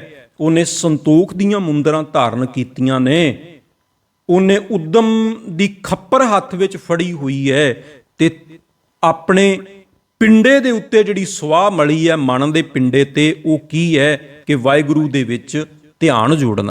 ਖਿੰਥਾ ਕਾਲ ਕੁਵਾਰੀ ਕਾਇਆ ਜੁਗਤ, ਡੰਡਾ ਪ੍ਰਤੀਤ। ਇੱਥੇ ਜਰਾ ਧਿਆਨ ਦਿਓ, ਖਿੰਥਾ ਕਾਲ ਕੁਵਾਰੀ ਕਾਇਆ ਜੁਗਤ। ਪ੍ਰੋਫੈਸਰ ਸਾਹਿਬ ਸਿੰਘ ਜੀ ਤੇ ਗਿਆਨੀ ਸੰਤ ਸਿੰਘ ਮਸਕੀਨ ਜੀ ਨੇ ਇਸ ਗੱਲ ਦਾ ਵਰਣਨ ਕੀਤਾ ਹੈ ਕਿ ਜਿਹੜਾ ਵਿਸ਼ਰਾਮ ਹੈ ਉਹ ਸਾਨੂੰ ਜੁਗਤ ਤੇ ਲਾਉਣਾ ਚਾਹੀਦਾ। ਖਿੰਥਾ ਕਾਲ ਕੁਵਾਰੀ ਕਾਇਆ ਜੁਗਤ, ਡੰਡਾ ਪ੍ਰਤੀਤ। ਤਾਂ ਹੀ ਇਸ ਪੰਕਤੀ ਦੀ ਵਿਆਖਿਆ ਜਿਹੜੀ ਹੈ ਉਹ ਸਹੀ ਤਰੀਕੇ ਨਾਲ ਹੋ ਸਕੇਗੀ। ਖਿੰਥਾ ਜਿਹੜੀ ਗੋਦੜੀ ਧਾਰਨ ਕਰਨੀ ਹੈ, ਉਹ ਕਿਹੜੀ ਧਾਰਨ ਕਰਨੀ ਹੈ? ਖਿੰਥਾ ਕਾਲ, ਮੌਤ ਨੂੰ ਹਮੇਸ਼ਾ ਯਾਦ ਰੱਖਣਾ।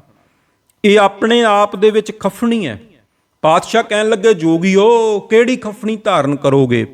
ਮੌਤ ਨੂੰ ਹਮੇਸ਼ਾ ਯਾਦ ਰੱਖਣਾ, ਮਨ ਵਿੱਚ ਮੌਤ ਦਾ ਖਿਆਲ ਰੱਖਣਾ, ਇਹ ਹੀ ਆਪਣੇ ਆਪ ਦੇ ਵਿੱਚ ਖਫਣੀ ਹੈ।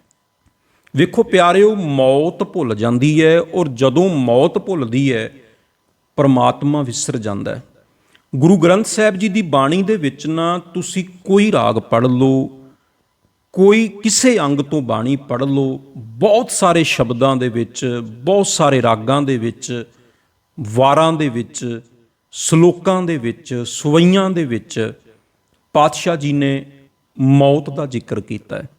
ਕਿਉਂਕਿ ਜਿੰਨਾ ਚਿਰ ਮੌਤ ਯਾਦ ਨਹੀਂ ਨਾ ਆਉਂਦੀ, ਉਨਾ ਚਿਰ ਜੀਵਨ ਦੇ ਵਿੱਚ ਤਬਦੀਲੀ ਨਹੀਂ ਆ ਸਕਦੀ। ਜਦੋਂ ਮੌਤ ਯਾਦ ਆਏਗੀ ਤੇ ਜੀਵਨ ਵਿੱਚ ਸਭ ਤੋਂ ਵੱਡੀ ਜਿਹੜੀ ਕ੍ਰਾਂਤੀ ਆਏਗੀ ਉਹ ਇਹ ਆਏਗੀ ਕਿ ਮਨ ਵਿੱਚ ਬੈਰਾਗ ਪੈਦਾ ਹੋਏਗਾ, ਮਨ ਦੇ ਵਿੱਚ ਬੈਰਾਗ ਉਤਪੰਨ ਹੋਏਗਾ, ਮਨ ਉਪਰਾਮ ਹੋਣਾ ਸ਼ੁਰੂ ਹੋ ਜਾਏਗਾ। ਪਰ ਅਸੀਂ ਮੌਤ ਦੇ ਵਿਚਾਰ ਤੋਂ ਬਹੁਤ ਜ਼ਿਆਦਾ ਡਰਦੇ ਹਾਂ। ਤੁਸੀਂ ਕਦੇ ਨਾ ਆਪਣੀ ਜੀਵਨ ਦੇ ਵਿੱਚ ਇਹ ਪ੍ਰੈਕਟੀਕਲ ਕਰਕੇ ਵੇਖਿਓ, ਤੁਸੀਂ ਆਪਣੇ ਅੰਦਰ ਇਹ ਵਿਚਾਰ ਲਿਆ ਕੇ ਵੇਖਿਓ, ਕਦੇ ਬਹਿ ਜਿਓ ਆਰਾਮ ਨਾਲ ਤੇ ਸੋਚਿਓ ਵੀ ਇੱਕ ਦਿਨ ਸਾਰਾ ਕੁਝ ਹੀ ਛੱਡਣਾ ਪੈਣਾ ਹੈ। ਇਹ ਸਭ ਕੁਝ ਨਾਸ਼ਵੰਤ ਹੈ। ਜੋ ਕੁਝ ਅਸੀਂ ਵੇਖਦੇ ਹਾਂ ਸਭ ਕੁਝ ਸੁਪਨੇ ਦੀ ਨਿਆਈ ਹੈ। ਇਹ ਘਰ ਹੈ, ਬਾਹਰ ਹੈ, ਇੱਜ਼ਤ, ਸਭ ਕੁਝ, ਔਰ ਸਭ ਚੀਜ਼ਾਂ ਦੇ ਪਿੱਛੇ ਤੁਹਾਨੂੰ ਮੌਤ ਖੜੀ ਹੋਈ ਨਜ਼ਰ ਆਏਗੀ। ਬੰਦਾ ਜੋ ਕੁਝ ਮਰਜ਼ੀ ਪ੍ਰਾਪਤ ਕਰ ਲਏ, ਬੰਦਾ ਜਿੰਨਾ ਮਰਜ਼ੀ ਸਿਖਰ ਤੇ ਪਹੁੰਚ ਜਾਏ, ਜੋ ਕੁਝ ਮਰਜ਼ੀ ਖੱਟ ਕਮਾ ਲਏ, ਇੱਕ ਦਿਨ ਸੰਸਾਰ ਜਿਹੜਾ ਉਹ ਛੱਡ ਕੇ ਜਾਣਾ ਪੈਂਦਾ। ਹੁਣ ਜੇ ਅਸੀਂ 100-200 ਸਾਲ ਪਿੱਛੇ ਜਾਈਏ ਤੇ ਉਹਨਾਂ ਸਮਿਆਂ ਦੇ ਵਿੱਚ, ਅੱਜ ਤੋਂ 200-300 ਸਾਲ ਪਹਿਲਾਂ ਜਿਹੜੇ ਬੰਦਿਆਂ ਨੇ ਬਹੁਤ ਕੁਝ ਵੱਡੇ ਵੱਡੇ ਕਾਰਜ ਕੀਤੇ, ਬਹੁਤ ਧਨ ਕਮਾਇਆ, ਵੱਡੇ ਵੱਡੇ ਮਹਿਲ ਬਣਾਏ, ਵੱਡੇ ਵੱਡੇ ਕਿਲੇ ਬਣਾਏ, ਹਵੇਲੀਆਂ ਬਣਾਈਆਂ, ਉਹ ਅੱਜ ਵੀਰਾਨ ਪਈਆਂ ਨੇ। ਕਦੇ ਉਹਨਾਂ ਦੇ ਉਦਘਾਟਨ ਵੀ ਹੋਏ ਹੋਣੇ ਹੈ, ਕਦੇ ਉਹਨਾਂ ਦੇ ਮਾਲਕ ਇਸ ਚੀਜ਼ ਦਾ ਬੜਾ ਮਾਣ ਵੀ ਕਰਦੇ ਹੋਣੇ ਹੈ ਬਈ ਇਹ ਹਵੇਲੀ, ਇਹ ਮਹਿਲ ਸਾਡਾ ਨਗਰ ਵਿੱਚ ਸਭ ਤੋਂ ਵੱਡਾ ਹੈ, ਸਾਡੀ ਇੱਜ਼ਤ ਬਹੁਤ ਹੈ, ਸਾਡੀ ਪਦਵੀ ਬੜੀ ਵੱਡੀ ਹੈ। ਪਰ ਅੱਜ 100-200 ਸਾਲ ਬਾਅਦ ਨਾ ਉਹ ਮਨੁੱਖ ਰਹੇ, ਉਹ ਹਵੇਲੀਆਂ ਵੀ ਖੰਡਰ ਹੋ ਗਈਆਂ, ਨਾ ਉਹ ਪਦਵੀਆਂ ਰਹੀਆਂ, ਸਭ ਕੁਝ ਜਿਹੜਾ ਉਹ ਖਤਮ ਹੋ ਗਿਆ।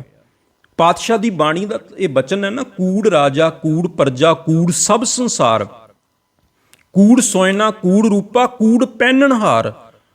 ਆਸਾ ਜੀ ਦੀ ਵਾਰ ਦੀ ਬਾਣੀ ਵਿੱਚ ਇਹ ਬਚਨ ਪੜ੍ਹਦੇ ਹਾਂ ਵੀ ਸਭ ਕੁਝ ਝੂਠ ਹੈ, ਸਭ ਕੁਝ ਸੁਪਨੇ ਦੀ ਨਿਆਈ ਹੈ, ਸਾਰਾ ਕੁਝ ਛੱਡ ਕੇ ਜਾਣਾ ਪੈਣਾ। ਪਰ ਅਸੀਂ ਘੁੱਟ-ਘੁੱਟ ਕੇ ਫੜ ਲੈਂਦੇ ਹਾਂ, ਸਾਡਾ ਛੱਡਣ ਨੂੰ ਜੀ ਨਹੀਂ ਕਰਦਾ। ਤੇ ਤੁਸੀਂ ਪ੍ਰੈਕਟੀਕਲ ਕਰਕੇ ਵੇਖਿਓ, ਜਿਵੇਂ 200 ਸਾਲ ਪਹਿਲਾਂ ਜਿਹੜੀਆਂ ਚੀਜ਼ਾਂ ਉਸ ਟਾਈਮ ਦੀਆਂ ਬਹੁਤ ਜ਼ਿਆਦਾ ਪ੍ਰਚਲਿਤ ਸੀ, ਜਾਂ ਜਿਹੜੇ ਬੰਦਿਆਂ ਨੇ ਬਹੁਤ ਕੁਝ ਕੀਤਾ, ਬੜਾ ਧਨ ਕਮਾਇਆ, ਅੱਜ ਉਹ ਕਿੱਥੇ ਹੈ? ਅੱਜ ਉਹਨਾਂ ਦੀਆਂ ਖਰੀਦੀਆਂ ਚੀਜ਼ਾਂ ਕਿੱਥੇ ਗਈਆਂ? ਉਸ ਟਾਈਮ ਦੇ ਜਿਹੜੇ ਸਾਧਨ ਹੋਣਗੇ ਉਹ ਕਿਤੇ ਲੱਭਦੇ ਹੈ। ਤੇ ਅੱਜ ਤੋਂ 200 ਸਾਲ ਬਾਅਦ, ਜਾਂ 100 ਜਾਂ 200 ਜਾਂ 300 ਸਾਲ ਬਾਅਦ ਜਿਹੜੀਆਂ ਚੀਜ਼ਾਂ ਦਾ ਅਸੀਂ ਅੱਜ ਹੰਕਾਰ ਕਰਦੇ ਹਾਂ, ਤੁਸੀਂ ਕਦੇ ਅੱਗੇ ਭਵਿੱਖ ਵਿੱਚ ਜਾ ਕੇ ਸੋਚਿਓ ਕਿ ਅੱਜ ਤੋਂ 100 ਜਾਂ 200 ਸਾਲ ਬਾਅਦ ਮੇਰਾ ਸਰੀਰ ਵੀ ਨਹੀਂ ਰਹਿਣਾ, ਜਿਹੜੇ ਘਰ ਦਾ ਮਾਣ ਕਰਦਾ ਇਹ ਵੀ ਨਹੀਂ ਰਹਿਣਾ, ਜਿਹੜੀਆਂ ਵਸਤੂਆਂ ਦਾ ਮਾਣ ਕਰਦਾ, ਗੱਡੀਆਂ, ਕੋਠੀਆਂ, ਕਾਰਾਂ ਦਾ ਮਾਣ ਕਰਦਾ, ਇਹ ਵੀ ਮਿਟ ਜਾਣੀਆਂ ਨੇ। ਜਦੋਂ ਤੁਸੀਂ ਅੰਦਰ ਖਿਆਲ ਲਿਆਓਗੇ ਨਾ ਤੇ ਤੁਹਾਨੂੰ ਨਜ਼ਰ ਆਉਣ ਲੱਗ ਪਏਗਾ ਵੀ ਸਤਿਗੁਰ ਦੀ ਬਾਣੀ ਸੱਚ ਕਹਿੰਦੀ ਹੈ, ਇੱਥੇ ਤੇ ਸਭ ਕੁਝ ਹੀ ਜਾਣ ਵਾਲਾ ਹੈ, ਸਭ ਕੁਝ ਚਲਾਏਮਾਨ ਹੈ, ਕੁਛ ਵੀ ਇੱਥੇ ਪੱਕਾ ਨਹੀਂ ਰਹਿਣਾ। ਤੇ ਜਦੋਂ ਇਹ ਖਿਆਲ ਆਉਂਦਾ ਹੈ, ਫਿਰ ਚਿੰਤਾ ਘਟਣੀ ਸ਼ੁਰੂ ਹੋ ਜਾਂਦੀ ਹੈ। ਫਿਰ ਕਾਹਦੀ ਚਿੰਤਾ ਕਰਨੀ? ਅਸੀਂ ਛੋਟੀਆਂ-ਛੋਟੀਆਂ ਗੱਲਾਂ ਦੀ ਚਿੰਤਾ ਲੈ ਕੇ ਬਹਿ ਜਾਂਦੇ ਹਾਂ ਵੀ ਆਹ ਕੰਮ ਨਾ ਹੋਇਆ ਤੇ ਕੀ ਬਣੇਗਾ, ਭਵਿੱਖ ਵਿੱਚ ਮੇਰੇ ਬੱਚਿਆਂ ਦਾ ਕੀ ਹੋਏਗਾ, ਮੇਰਾ ਕੀ ਹੋਏਗਾ। ਬਹੁਤ ਸਾਰੀਆਂ ਚਿੰਤਾਵਾਂ ਲੈ ਕੇ ਘੁੰਮਦੇ ਹਾਂ। ਪਰ ਗੁਰੂ ਤੇਗ ਬਹਾਦਰ ਸਾਹਿਬ ਦਾ ਇਹ ਸ਼ਲੋਕ ਕਦੇ ਵਿਚਾਰਿਓ, ਚਿੰਤਾ ਤਾਂ ਕੀ ਕੀਜੀਐ ਜੋ ਅਨਹੋਣੀ ਹੋਏ, ਇਹ ਮਾਰਗ ਸੰਸਾਰ ਕੋ ਨਾਨਕ ਥਿਰ ਨਹੀਂ ਕੋਏ।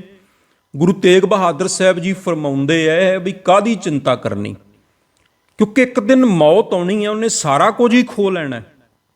ਅਸੀਂ ਜੋ ਕੁਝ ਮਰਜ਼ੀ ਕਰ ਲਈਏ, ਮੌਤ ਨੇ ਇੱਕ ਦਿਨ ਸਭ ਕੁਝ ਖੋ ਲੈਣਾ, ਸਭ ਕੁਝ ਮਿਟ ਜਾਣਾ। ਫਿਰ ਕਿਹੜੀ ਗੱਲ ਦਾ ਫਿਕਰ ਕਰਨਾ, ਫਿਰ ਕਿਹੜੀ ਗੱਲ ਦੀ ਚਿੰਤਾ ਕਰਨੀ? ਮੌਤ ਦਾ ਵਿਚਾਰ ਆਉਣਾ ਇੱਕ ਬੜਾ ਪਵਿੱਤਰ ਵਿਚਾਰ ਹੈ, ਜੀਵਨ ਵਿੱਚ ਬੜੀ ਵੱਡੀ ਤਬਦੀਲੀ ਲੈ ਕੇ ਆਉਂਦਾ ਹੈ, ਸੋਚ ਨੂੰ ਇੱਕਦਮ ਬਦਲ ਦਿੰਦਾ ਹੈ, ਔਰ ਜਿਹੜੀਆਂ ਫਾਲਤੂ ਦੀਆਂ ਖਵਾਇਸ਼ਾਂ ਨੇ, ਇੱਛਾਵਾਂ ਨੇ, ਚਿੰਤਾਵਾਂ ਨੇ, ਇਹਨਾਂ ਨੂੰ ਵੀ ਤੋੜ ਦਿੰਦਾ ਹੈ। ਸਤਿਗੁਰੂ ਕਹਿੰਦੇ ਹੈ, ਖਿੰਥਾ ਕਾਲ ਕੁਆਰੀ ਕਾਇਆ ਜੁਗਤ। ਕੁਆਰੀ ਕਾਇਆ ਜੁਗਤ, ਇਹ ਜੋਗ ਦੀ ਜਿਹੜੀ ਜੁਗਤੀ ਹੈ ਉਹ ਕਿਹੜੀ ਧਾਰਨ ਕਰਨੀ ਹੈ ਵੀ ਆਪਣੀ ਕਾਇਆ ਨੂੰ, ਸਰੀਰ ਨੂੰ ਵਿਕਾਰਾਂ ਵੱਲੋਂ ਵਰਜ ਕੇ ਰੱਖਣਾ, ਇਹਨੂੰ ਪਵਿੱਤਰ ਰੱਖਣਾ। ਸਤਿਗੁਰੂ ਕਹਿੰਦੇ ਐ ਇਹ ਕੁਆਰੀ ਕਾਇਆ ਹੈ, ਇਹ ਯੋਗ ਦੀ ਜੁਗਤ ਹੈ ਕਿ ਸਰੀਰ ਨੂੰ ਵਿਕਾਰਾਂ ਤੋਂ ਵਰਜਣਾ। ਡੰਡਾ ਪ੍ਰਤੀਤ, ਪ੍ਰਤੀਤ ਦਾ ਭਾਵ ਹੈ ਵਿਸ਼ਵਾਸ। ਜਿਹੜਾ ਹੱਥ ਵਿੱਚ ਡੰਡਾ ਜੋਗੀ ਫੜ ਕੇ ਚੱਲਦੇ ਸੀ ਨਾ, ਸਤਿਗੁਰੂ ਕਹਿਣ ਲੱਗੇ ਮਨ ਨੂੰ ਕਿਹੜਾ ਡੰਡਾ ਫੜਾਉਣਾ ਹੈ, ਜੇ ਮਨ ਨੂੰ ਜੋਗੀ ਬਣਾਉਣਾ ਹੈ। ਸੰਤੋਖ ਦੀਆਂ ਮੁੰਦਰਾਂ ਪਵਾਤੀਆਂ ਮਨ ਨੂੰ, ਔਰ ਉਦਮ ਜਿਹੜੀ ਮਿਹਨਤ ਹੈ, ਉਦਮ ਕਰਨਾ, ਉਹ ਝੋਲੀ ਪਵਾਤੀ, ਧਿਆਨ ਦੀ ਵਿਭੂਤ ਮਲਤੀ ਮਨ ਨੂੰ। ਫਿਰ ਸਤਿਗੁਰੂ ਕਹਿਣ ਲੱਗੇ ਖਿੰਥਾ ਕਾਲ ਕੁਆਰੀ ਕਾਇਆ ਜੁਗਤ, ਜਿਹੜੀ ਜੋਗ ਦੀ ਜੁਗਤੀ ਹੈ ਉਹ ਵੀ ਵਿਕਾਰਾਂ ਵੱਲੋਂ ਮਨ ਨੂੰ ਹਮੇਸ਼ਾ ਹਟਾ ਕੇ ਰੱਖਣਾ। ਤੇ ਸਤਿਗੁਰੂ ਕਹਿੰਦੇ ਐ ਅੱਗੇ ਕਿ ਡੰਡਾ ਪ੍ਰਤੀਤ, ਹੱਥ ਵਿੱਚ ਜਿਹੜਾ ਡੰਡਾ ਫੜਨਾ ਉਹ ਕਾਹਦਾ, ਵਾਹਿਗੁਰੂ ਤੇ ਭਰੋਸਾ। ਜਾਂ ਕਹਿ ਰਿਦਾ ਵਿਸ਼ਵਾਸ ਪ੍ਰਭ ਆਇਆ, ਜਿਨ੍ਹਾਂ ਦੇ ਹਿਰਦੇ ਵਿੱਚ ਵਿਸ਼ਵਾਸ ਆ ਗਿਆ। ਤਤ ਗਿਆਨ ਤਿਸ ਮਨ ਪ੍ਰਗਟਾਇਆ। ਸੁਖਮਣੀ ਸਾਹਿਬ ਜੀ ਦਾ ਬਚਨ ਹੈ। ਸੋ ਗੁਰੂ ਨਾਨਕ ਦੇਵ ਸਾਹਿਬ ਜੀ ਫਰਮਾਉਂਦੇ ਹੈ ਕਿ ਵਿਸ਼ਵਾਸ ਦਾ ਡੰਡਾ ਜੋ ਹੈ ਉਹ ਧਾਰਨ ਕਰਨਾ ਹੈ। ਆਈ ਪੰਥੀ ਸਗਲ ਜਮਾਤੀ, ਮਨ ਜੀਤੈ ਹੈ ਜਗ ਜੀਤ। ਜੋਗ ਮਤ ਦੇ ਨਾ 12 ਜਿਹੜੇ ਅੱਗੇ ਉਹਨਾਂ ਦੇ ਪੰਥ ਮੰਨੇ ਗਏ ਹੈ, ਔਰ ਇਹਨਾਂ ਪੰਥਾਂ ਦੇ ਵਿੱਚੋਂ ਜਿਹੜਾ ਆਈ ਪੰਥ ਹੈ ਉਹ ਬੜਾ ਉੱਚਾ ਮੰਨਿਆ ਗਿਆ ਹੈ। ਆਈ ਪੰਥੀ ਸਗਲ ਜਮਾਤੀ, ਸਾਰੇ ਲੋਕਾਂ ਨੂੰ ਆਪਣੀ ਜਮਾਤ ਦਾ ਹੀ ਸਮਝਣਾ, ਆਪਣਾ ਹੀ ਸਮਝਣਾ। ਉਹ ਚਾਹੇ ਕਿਸੇ ਧਰਮ ਦਾ, ਕਿਸੇ ਕੁਲ ਦਾ, ਕਿਸੇ ਜਾਤ ਦਾ, ਕਿਸੇ ਨਸਲ ਦਾ, ਕਿਸੇ ਰੰਗ ਦਾ, ਕਿਸੇ ਦੇਸ਼ ਦਾ, ਉਹਨੂੰ ਆਪਣਾ ਹੀ ਸਮਝਣਾ ਕਿ ਅਵਲ ਅੱਲ੍ਹ ਨੂਰ ਪਾਇਆ, ਕੁਦਰਤ ਕੇ ਸਭ ਬੰਦੇ, ਏਕ ਨੂਰ ਤੇ ਸਭ ਜਗ ਉਪਜਿਆ, ਕੌਣ ਭਲੇ ਕੋ ਮੰਦੇ। ਸਭ ਨੂੰ ਆਪਣਾ ਸਮਝਣਾ। ਸਤਿਗੁਰੂ ਫਰਮਾਉਂਦੇ ਆ ਆਈ ਪੰਥੀ, ਇਹ ਹੀ ਸਭ ਤੋਂ ਵੱਡਾ ਜਿਹੜਾ ਪੰਥ ਹੈ। ਉਹ ਜਦੋਂ ਮਨ ਜੋਗੀ ਬਣ ਜਾਏਗਾ, ਜਦੋਂ ਅੰਦਰ ਦਾ ਜੋਗ ਆ ਜਾਏਗਾ, ਫਿਰ ਇਹ ਹੀ ਸਭ ਤੋਂ ਵੱਡਾ ਪੰਥ ਹੋਏਗਾ। ਮਨ ਜੀਤੈ ਜਗਜੀਤ, ਤੇ ਮਨ ਨੂੰ ਜਿੱਤ ਲੈਣਾ ਸਮਝ ਲਓ ਜਗਤ ਨੂੰ ਜਿੱਤ ਲੈਣ ਦੇ ਬਰਾਬਰ ਹੈ। ਜੇ ਜਗ ਨੂੰ ਵੀ ਜਿੱਤ ਲਿਆ, ਮਨ ਨਹੀਂ ਜਿੱਤਿਆ, ਤੇ ਸਭ ਕੁਝ ਵਿਅਰਥ ਹੈ। ਜੇ ਮਨ ਜਿੱਤ ਲਿਆ, ਸਮਝ ਲਓ ਤੁਸੀਂ ਜਗ ਨੂੰ ਜਿੱਤ ਲਿਆ, ਤੁਸੀਂ ਸਭ ਕੁਝ ਹੀ ਪਾ ਲਿਆ। ਕਿਉਂਕਿ ਮਨ ਨੂੰ ਜਿੱਤਣਾ ਬੜਾ ਔਖਾ ਹੈ। ਵਿਚਾਰਾਂ ਨੂੰ ਰੋਕਣਾ, ਵਿਚਾਰਾਂ ਨੂੰ ਕੰਟਰੋਲ ਕਰਨਾ, ਸੰਤੋਖ ਧਾਰਨ ਕਰਨਾ ਕੀ ਹੈ, ਮਨ ਨੂੰ ਹੀ ਜਿੱਤਣਾ ਨਾ। ਜਿਵੇਂ ਪਾਤਸ਼ਾਹ ਨੇ ਕਿਹਾ, ਉਦਮ ਕਰਨਾ, ਵਾਹਿਗੁਰੂ 'ਚ ਧਿਆਨ ਲਗਾਉਣਾ, ਮੌਤ ਨੂੰ ਯਾਦ ਰੱਖਣਾ, ਵਿਕਾਰਾਂ ਵੱਲੋਂ ਸਰੀਰ ਨੂੰ ਪਵਿੱਤਰ ਰੱਖਣਾ, ਵਿਸ਼ਵਾਸ ਧਾਰਨ ਕਰਨਾ, ਸਭ ਨੂੰ ਬਰਾਬਰ ਸਮਝਣਾ। ਇਹ ਸਾਰੀਆਂ ਚੀਜ਼ਾਂ ਕੀ ਨੇ? ਮਨ ਜੀਤੈ ਜਗਜੀਤ, ਮਨ ਨੂੰ ਜਿੱਤਣਾ ਹੀ ਤੇ ਹੈ। ਜੇ ਸੰਤੋਖ ਨਹੀਂ ਆਇਆ, ਜੇ ਮੌਤ ਯਾਦ ਨਹੀਂ, ਜੇ ਵਾਹਿਗੁਰੂ ਦੇ ਵਿੱਚ ਕਦੇ ਧਿਆਨ ਨਹੀਂ ਲਾਇਆ, ਸਾਧ ਸੰਗਤ ਜੇ ਸਰੀਰ ਨੂੰ ਬਹੁਤ ਜ਼ਿਆਦਾ, ਮਨ ਨੂੰ ਵਿਕਾਰ ਚੰਬੜੇ ਹੋਏ ਨੇ, ਤੇ ਸਮਝ ਲਓ ਜੇ ਸਾਡੇ ਅੰਦਰ ਜਾਤਾਂ ਪਾਤਾਂ ਦੇ ਵਖਰੇਵੇਂ ਨੇ, ਤੇ ਅਸੀਂ ਮਨ ਨੂੰ ਨਹੀਂ ਜਿੱਤਿਆ, ਭਾਵੇਂ ਅਸੀਂ ਆਪਣੇ ਜੀਵਨ ਦੇ ਵਿੱਚ ਬੜਾ ਕੁਝ ਪ੍ਰਾਪਤ ਕਰ ਲਿਆ। ਔਰ ਜੇ ਇਹਨਾਂ ਚੀਜ਼ਾਂ ਨੂੰ ਜਿੱਤ ਲਿਆ, ਮਨ ਜੀਤੈ ਜਗ ਜੀਤ। ਆਦੇਸ ਤਿਸੈ ਆਦੇਸ, ਆਦ ਅਨੀਲ ਅਨਾਦ ਅਨਾਹਤ, ਜੁਗ ਜੁਗ ਏਕੋ ਵੇਸ। ਆਦੇਸ ਤਿਸੈ ਆਦੇਸ। ਪਾਤਸ਼ਾਹ ਜੀ ਫਰਮਾਉਂਦੇ ਹੈ ਕਿ ਵਾਹਿਗੁਰੂ ਨੂੰ ਨਮਸਕਾਰ ਹੈ। ਕਿਉਂਕਿ ਗੁਰੂ ਸਾਹਿਬ ਦੇ ਸਮੇਂ ਜਦੋਂ ਜੋਗੀ ਆਪਸ ਵਿੱਚ ਮਿਲਦੇ ਹੁੰਦੇ ਸੀ, ਉਹ ਆਦੇਸ਼ ਆਦੇਸ਼ ਕਹਿੰਦੇ ਹੁੰਦੇ ਸੀ, ਜਾਂ ਜਿਹੜਾ ਵੱਡਾ ਨਾਥ ਹੁੰਦਾ ਸੀ ਉਹਦੇ ਅੱਗੇ ਜਦੋਂ ਨਮਸਕਾਰ ਕਰਦੇ ਸੀ ਤੇ ਇਸ ਤਰ੍ਹਾਂ ਦੇ ਬੋਲ ਕਹਿੰਦੇ ਸੀ। ਪਾਤਸ਼ਾਹ ਕਹਿੰਦੇ ਆਦੇਸ਼ ਦਿਸੈ ਆਦੇਸ਼, ਸਾਡਾ ਨਮਸਕਾਰ ਕਿਹਦੇ ਅੱਗੇ ਹੈ? ਉਸ ਵਾਹਿਗੁਰੂ ਦੇ ਅੱਗੇ ਹੈ। ਆਦੇਸ਼ ਦਿਸੈ ਆਦੇਸ਼ ਕਿਹਦੇ ਅੱਗੇ ਹੈ? ਆਦ ਜਿਹੜਾ ਇਸ ਜਗਤ ਦਾ ਮੁੱਢ ਹੈ, ਅਨੀਲ ਜਿਹੜਾ ਕਿਸੇ ਵੀ ਤਰ੍ਹਾਂ ਦੇ ਧੱਬੇ ਤੋਂ, ਕਿਸੇ ਵੀ ਤਰ੍ਹਾਂ ਦੇ ਦਾਗ ਤੋਂ ਰਹਿਤ ਹੈ, ਪਵਿੱਤਰ ਹੈ, ਜਿਹੜਾ ਉਹ ਵਾਹਿਗੁਰੂ ਜਿਸ ਦਾ ਕੋਈ ਮੁੱਢ ਅੱਜ ਤੱਕ ਨਹੀਂ ਲੱਭ ਸਕਿਆ। ਆਦ ਅਨੀਲ ਅਨਾਦ ਅਨਾਹਤ, ਤੇ ਅਨਾਹਤ ਦਾ ਭਾਵ ਹੈ ਜਿਹੜਾ ਕਦੇ ਵੀ, ਜਿਸ ਦਾ ਨਾਸ ਨਹੀਂ ਹੁੰਦਾ। ਜੁਗ ਜੁਗ ਏਕੋ ਵੇਸ, ਜੋ ਜੁਗਾਂ ਜੁਗਾਂ ਤੋਂ ਇੱਕ ਸਮਾਨ ਹੈ। ਪਾਤਸ਼ਾਹ ਫਰਮਾਉਂਦੇ ਨੇ ਸਾਡੀ ਨਮਸਕਾਰ ਉਹਦੇ ਅੱਗੇ ਹੈ। ਗੁਰੂ ਨਾਨਕ ਦੇਵ ਸੱਚੇ ਪਾਤਸ਼ਾਹ ਜੀ ਨੇ 28ਵੀਂ ਪੌੜੀ ਦੇ ਵਿੱਚ ਮਨ ਦੇ ਜੋਗ ਦੀ ਗੱਲ ਕੀਤੀ ਹੈ। ਅੱਗੇ ਸਤਿਗੁਰੂ ਜੀ 29ਵੀਂ ਪੌੜੀ ਦੇ ਵਿੱਚ ਰਹਿਮਤ ਕਰ ਰਹੇ ਹਨ।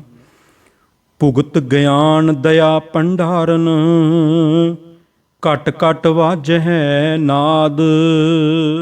ਭੁਗਤ ਗਿਆਨ ਦਇਆ ਭੰਡਾਰਨ। ਪਹਿਲਾਂ ਸਤਿਗੁਰੂ ਜੀ ਨੇ 28ਵੀਂ ਪੌੜੀ ਦੇ ਵਿੱਚ ਜੋਗੀਆਂ ਦਾ ਜਿਹੜਾ ਵੇਸ਼ ਹੈ, ਜਿਹੜੇ ਚਿੰਨ੍ਹ ਹਨ, ਉਹਨਾਂ ਦਾ ਜ਼ਿਕਰ ਕੀਤਾ ਸੀ ਬਈ ਉਹ ਮਨ ਕਰਕੇ ਕਿਵੇਂ ਧਾਰਨ ਕਰਨੇ ਹਨ, ਮਨ ਕਰਕੇ ਕਿਵੇਂ ਜੋਗੀ ਬਣਨਾ ਹੈ।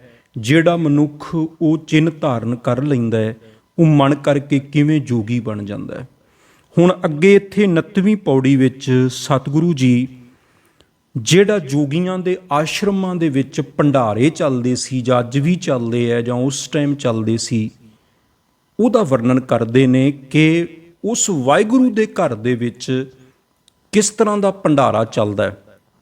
ਔਰ ਜਦੋਂ ਮਨ ਕਰਕੇ ਕੋਈ ਜੋਗੀ ਬਣ ਜਾਂਦਾ ਹੈ, ਜਦੋਂ ਕੋਈ ਉਹ ਚਿੰਨ੍ਹ ਧਾਰਨ ਕਰ ਲੈਂਦਾ ਹੈ, ਪਾਤਸ਼ਾਹ ਜੀ ਇੱਥੇ ਬਖਸ਼ਿਸ਼ ਕਰਦੇ ਹਨ ਤੇ ਉਹਨੂੰ ਫਿਰ ਚੱਲਦੇ ਹੋਏ ਵਾਹਿਗੁਰੂ ਦੇ ਭੰਡਾਰੇ ਜੋ ਘਟ ਘਟ ਵਿੱਚ ਚੱਲ ਰਹੇ ਹਨ ਉਹ ਨਜ਼ਰ ਆਉਣ ਲੱਗ ਪੈਂਦੇ ਨੇ। ਭੁਗਤ ਗਿਆਨ ਦਇਆ ਭੰਡਾਰਨ।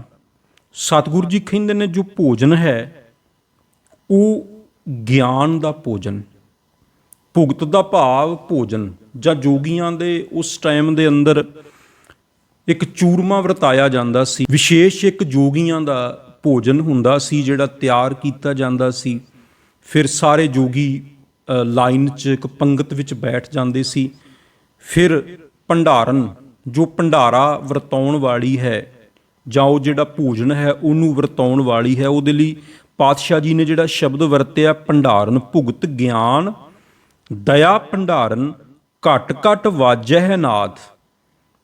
ਔਰ ਇਸ ਤਰ੍ਹਾਂ ਹੁੰਦਾ ਸੀ, ਅੱਜ ਵੀ ਹੁੰਦਾ ਹੋਏਗਾ ਜਿੱਥੇ ਜੋਗੀਆਂ ਦੇ ਡੇਰੇ ਆਦਿਕ ਹੁੰਦੇ ਹੈ, ਬਈ ਭੋਜਨ ਤਿਆਰ ਹੋ ਗਿਆ ਔਰ ਭੋਜਨ ਤਿਆਰ ਹੋਣ ਤੇ ਇੱਕ ਸਿੰਘੀ ਨਾਦ ਜਿਹੜਾ ਉਹ ਵਜਾਇਆ ਜਾਂਦਾ ਸੀ ਤਾਂ ਕਿ ਸਭ ਨੂੰ ਪਤਾ ਲੱਗ ਸਕੇ। ਔਰ ਉਸ ਤੋਂ ਬਾਅਦ ਸਭ ਨੂੰ ਪੰਗਤ ਵਿੱਚ ਬਿਠਾ ਕੇ ਉਹ ਭੋਜਨ ਜੋ ਹੈ ਉਹ ਵਰਤਾਇਆ ਜਾਂਦਾ ਸੀ, ਦਿੱਤਾ ਜਾਂਦਾ ਸੀ। ਸਤਿਗੁਰੂ ਜੀ ਇੱਥੇ ਬਖਸ਼ਿਸ਼ ਕਰਦੇ ਐ ਬਈ ਜਿਹੜਾ ਭੋਜਨ ਹੈ ਉਹ ਕਿਹੜਾ ਲੈਣਾ ਹੈ। ਜਦੋਂ ਮਨ ਕਰਕੇ ਜੋਗੀ ਬਣ ਗਏ, ਜਦੋਂ ਸੰਤੋਖ ਦੀਆਂ ਮੁੰਦਰਾਂ ਪਾ ਲਈਆਂ, ਜਦੋਂ ਧਿਆਨ ਦੀ ਵਿਭੂਤ ਪਿੰਡੇ ਤੇ ਮਲ ਲਈ, ਜਦੋਂ ਮੌਤ ਨੂੰ ਯਾਦ ਰੱਖਣਾ ਖਫਣੀ ਧਾਰਨ ਕਰ ਲਈ, ਫਿਰ ਭੋਜਨ ਕਿਹੜਾ ਛਕਣਾ ਹੈ? ਗਿਆਨ ਦਾ ਭੋਜਨ। ਤੇ ਗਿਆਨ ਕਿਹੜਾ? ਵੀ ਘਟ ਘਟ ਦੇ ਵਿੱਚ ਉਹਦਾ ਸ਼ਬਦ ਵੱਜ ਰਿਹਾ ਹੈ। ਗਿਆਨ ਕਿਹੜਾ? ਵੀ ਸਭ ਥਾਂ ਤੇ ਵਾਹਿਗੁਰੂ ਬੈਠਾ ਹੋਇਆ ਹੈ। ਗਿਆਨ ਕਿਹੜਾ? ਵੀ ਸਭ ਦੇ ਵਿੱਚ ਉਹਦੀ ਜੋਤ ਹੈ, ਕੋਈ ਉੱਚਾ ਨਹੀਂ, ਕੋਈ ਨੀਵਾਂ ਨਹੀਂ। ਜਦੋਂ ਮਨ ਨੂੰ ਜਿੱਤ ਲਿਆ, ਫਿਰ ਇੱਕ ਅਨੁਭਵ ਦਾ ਜਿਹੜਾ ਅੰਦਰੋਂ ਗਿਆਨ ਪ੍ਰਾਪਤ ਹੋਇਆ, ਉਹਨੇ ਪੂਰੇ ਦਾ ਪੂਰਾ ਜੀਵਨ ਹੀ ਜਿਹੜਾ ਉਹ ਬਦਲ ਦਿੱਤਾ। ਭੁਗਤ ਗਿਆਨ ਦਇਆ ਭੰਡਾਰਨ, ਘਟ ਘਟ ਵਾਜਹਿ ਨਾਦ। ਗਿਆਨ ਦਾ ਭੋਜਨ ਛਕਣਾ, ਦਇਆ ਵਰਤਾਵੀ ਹੈ। ਗਿਆਨ ਦਾ ਭੋਜਨ ਹੈ, ਦਇਆ ਵਰਤਾਉਣ ਵਾਲੀ ਹੈ। ਦਇਆ ਦੀ ਵਡਿਆਈ ਤਾਂ ਸਤਿਗੁਰੂ ਜੀ ਨੇ ਬਹੁਤ ਥਾਂ ਤੇ ਕੀਤੀ ਹੈ। ਧੌਲ ਧਰਮ ਦਇਆ ਕਾ ਪੂਤ, ਇਹ ਵੀ ਬਖਸ਼ਿਸ਼ ਕੀਤਾ ਹੈ ਜਪਜੀ ਸਾਹਿਬ ਦੇ ਵਿੱਚ ਬਚਨ। ਦਇਆ ਭੰਡਾਰਨ ਹੈ, ਵਰਤਾਵੀ ਹੈ, ਜੋ ਸਭ ਨੂੰ ਵਰਤਾ ਰਹੀ ਹੈ। ਘਟ ਘਟ ਵਾਜੈ ਨਾਦ, ਜਿਹੜੀ ਸਿੰਘੀ ਹੈ, ਜਿਹੜਾ ਨਾਦ ਹੈ ਉਹ ਕਿਹੜਾ ਹੈ? ਵੀ ਉਹ ਵਾਹਿਗੁਰੂ ਜਿਹੜਾ ਘਟ ਘਟ ਦੇ ਵਿੱਚ ਉਹਦਾ ਨਾਦ ਵੱਜ ਰਿਹਾ ਹੈ, ਸਭ ਦੇ ਵਿੱਚ ਉਹ ਹੀ ਬੋਲ ਰਿਹਾ ਹੈ, ਸਭ ਦੀ ਰਸਨਾ ਦੇ ਵਿੱਚ ਉਹ ਹੀ ਬੋਲਦਾ ਹੈ ਕਿ ਸਮਸਤਲ ਜ਼ੁਬਾਂ ਹੈ। ਜਾਪ ਸਾਹਿਬ ਦਾ ਬਚਨ ਹੈ ਵੀ ਸਾਰੀਆਂ ਜ਼ਬਾਨਾਂ ਦੇ ਵਿੱਚ ਤੂੰ ਹੀ ਬੋਲ। ਗੁਰੂ ਰਾਮਦਾਸ ਜੀ ਦਾ ਵੀ ਬਚਨ ਹੈ ਇੱਕ ਗੁਰੂ ਗ੍ਰੰਥ ਸਾਹਿਬ ਦੀ ਬਾਣੀ ਦੇ ਵਿੱਚ, ਚਾਤਰਿਕ ਮੋਰ ਬੋਲਤ ਦਿਨ ਰਾਤੀ ਸੁਨ, ਕਨਹਰ ਕੀ ਘੋਰ, ਜੋ ਬੋਲਤ ਹੈ ਮ੍ਰਿਗ ਮੀਨ ਪੰਖੇਰੂ, ਸੋ ਬਿਨ ਹਰ ਜਾਪਤ ਹੈ ਨਹੀਂ ਹੋਰ। ਗੁਰੂ ਰਾਮਦਾਸ ਜੀ ਫਰਮਾਉਂਦੇ ਹੈ ਕਿ ਜਿਹੜੇ ਜੰਗਲਾਂ ਦੇ ਵਿੱਚ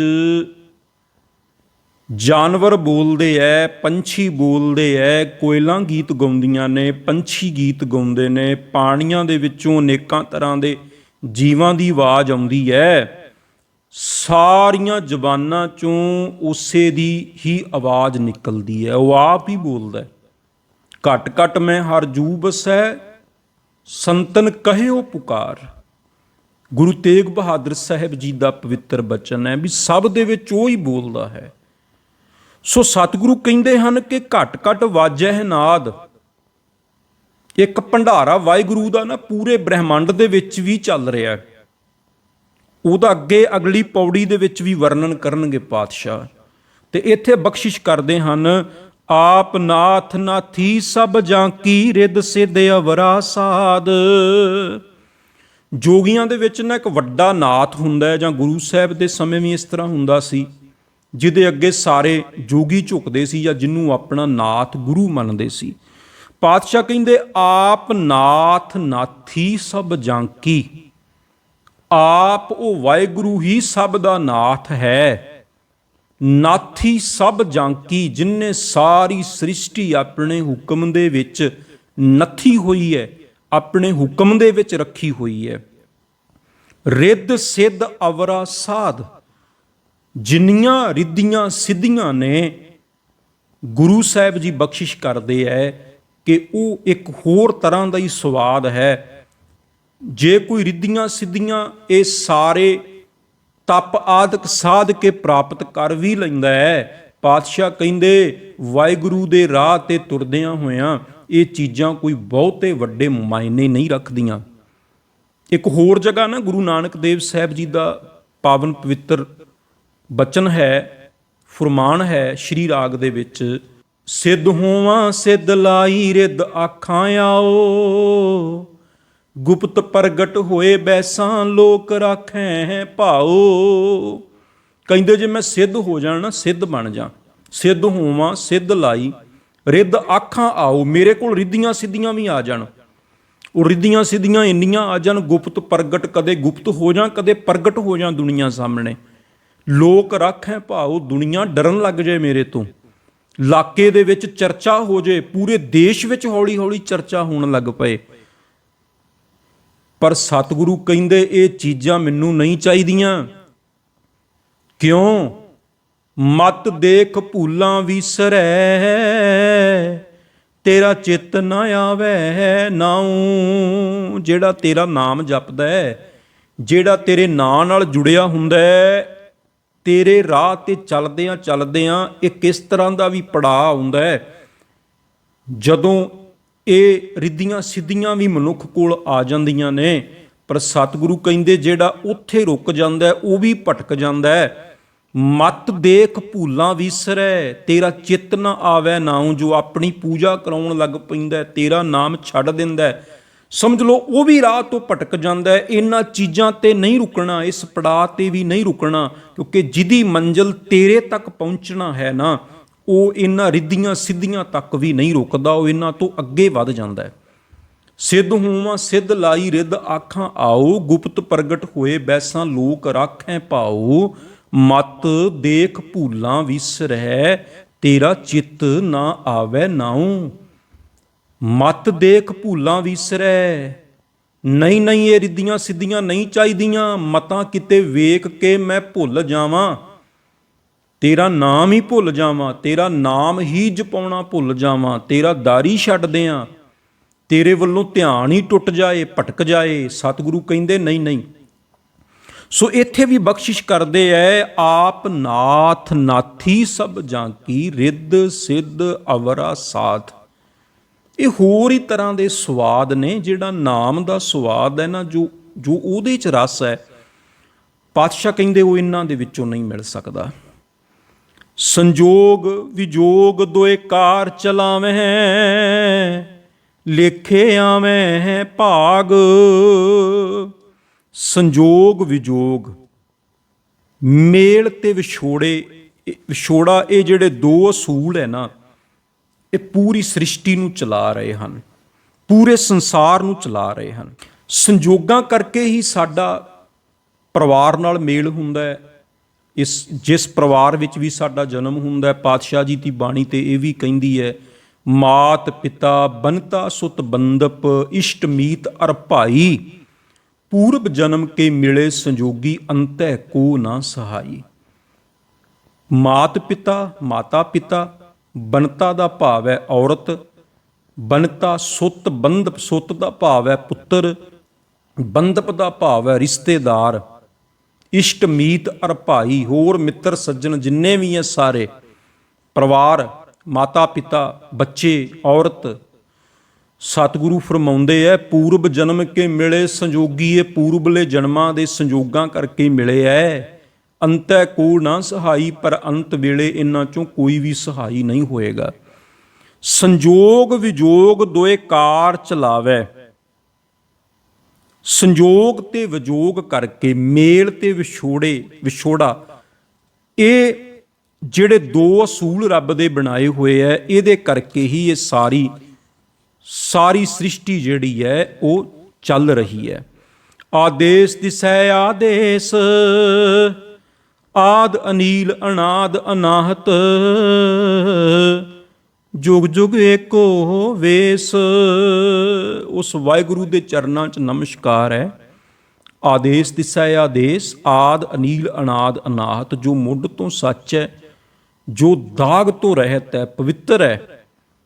ਅਨਾਦ, ਜਿਸ ਦਾ ਮੁੱਢ ਅੱਜ ਤੱਕ ਲੱਭਿਆ ਨਹੀਂ ਜਾ ਸਕਿਆ। ਅਨਾਹਤ, ਜੋ ਨਾਸ ਤੋਂ ਰਹਿਤ ਹੈ। ਜੁਗ ਜੁਗ ਇੱਕੋ ਵੇਸ, ਜਿਹਦਾ ਜੁਗਾਂ ਜੁਗਾਂਤਰਾਂ ਤੋਂ ਇੱਕੋ ਹੀ ਵੇਸ ਹੈ। ਹੁਣ ਜਿਹੜੀਆਂ ਇਹ ਲਾਸਟ ਵਾਲੀਆਂ ਪੰਕਤੀਆਂ ਨੇ ਨਾ, ਇਹ 28ਵੀਂ ਪੌੜੀ ਤੋਂ ਲੈ ਕੇ ਤੇ 31ਵੀਂ ਪੌੜੀ ਤੱਕ ਬਿਲਕੁਲ ਇੱਕੋ ਵਰਗੀਆਂ ਹਨ।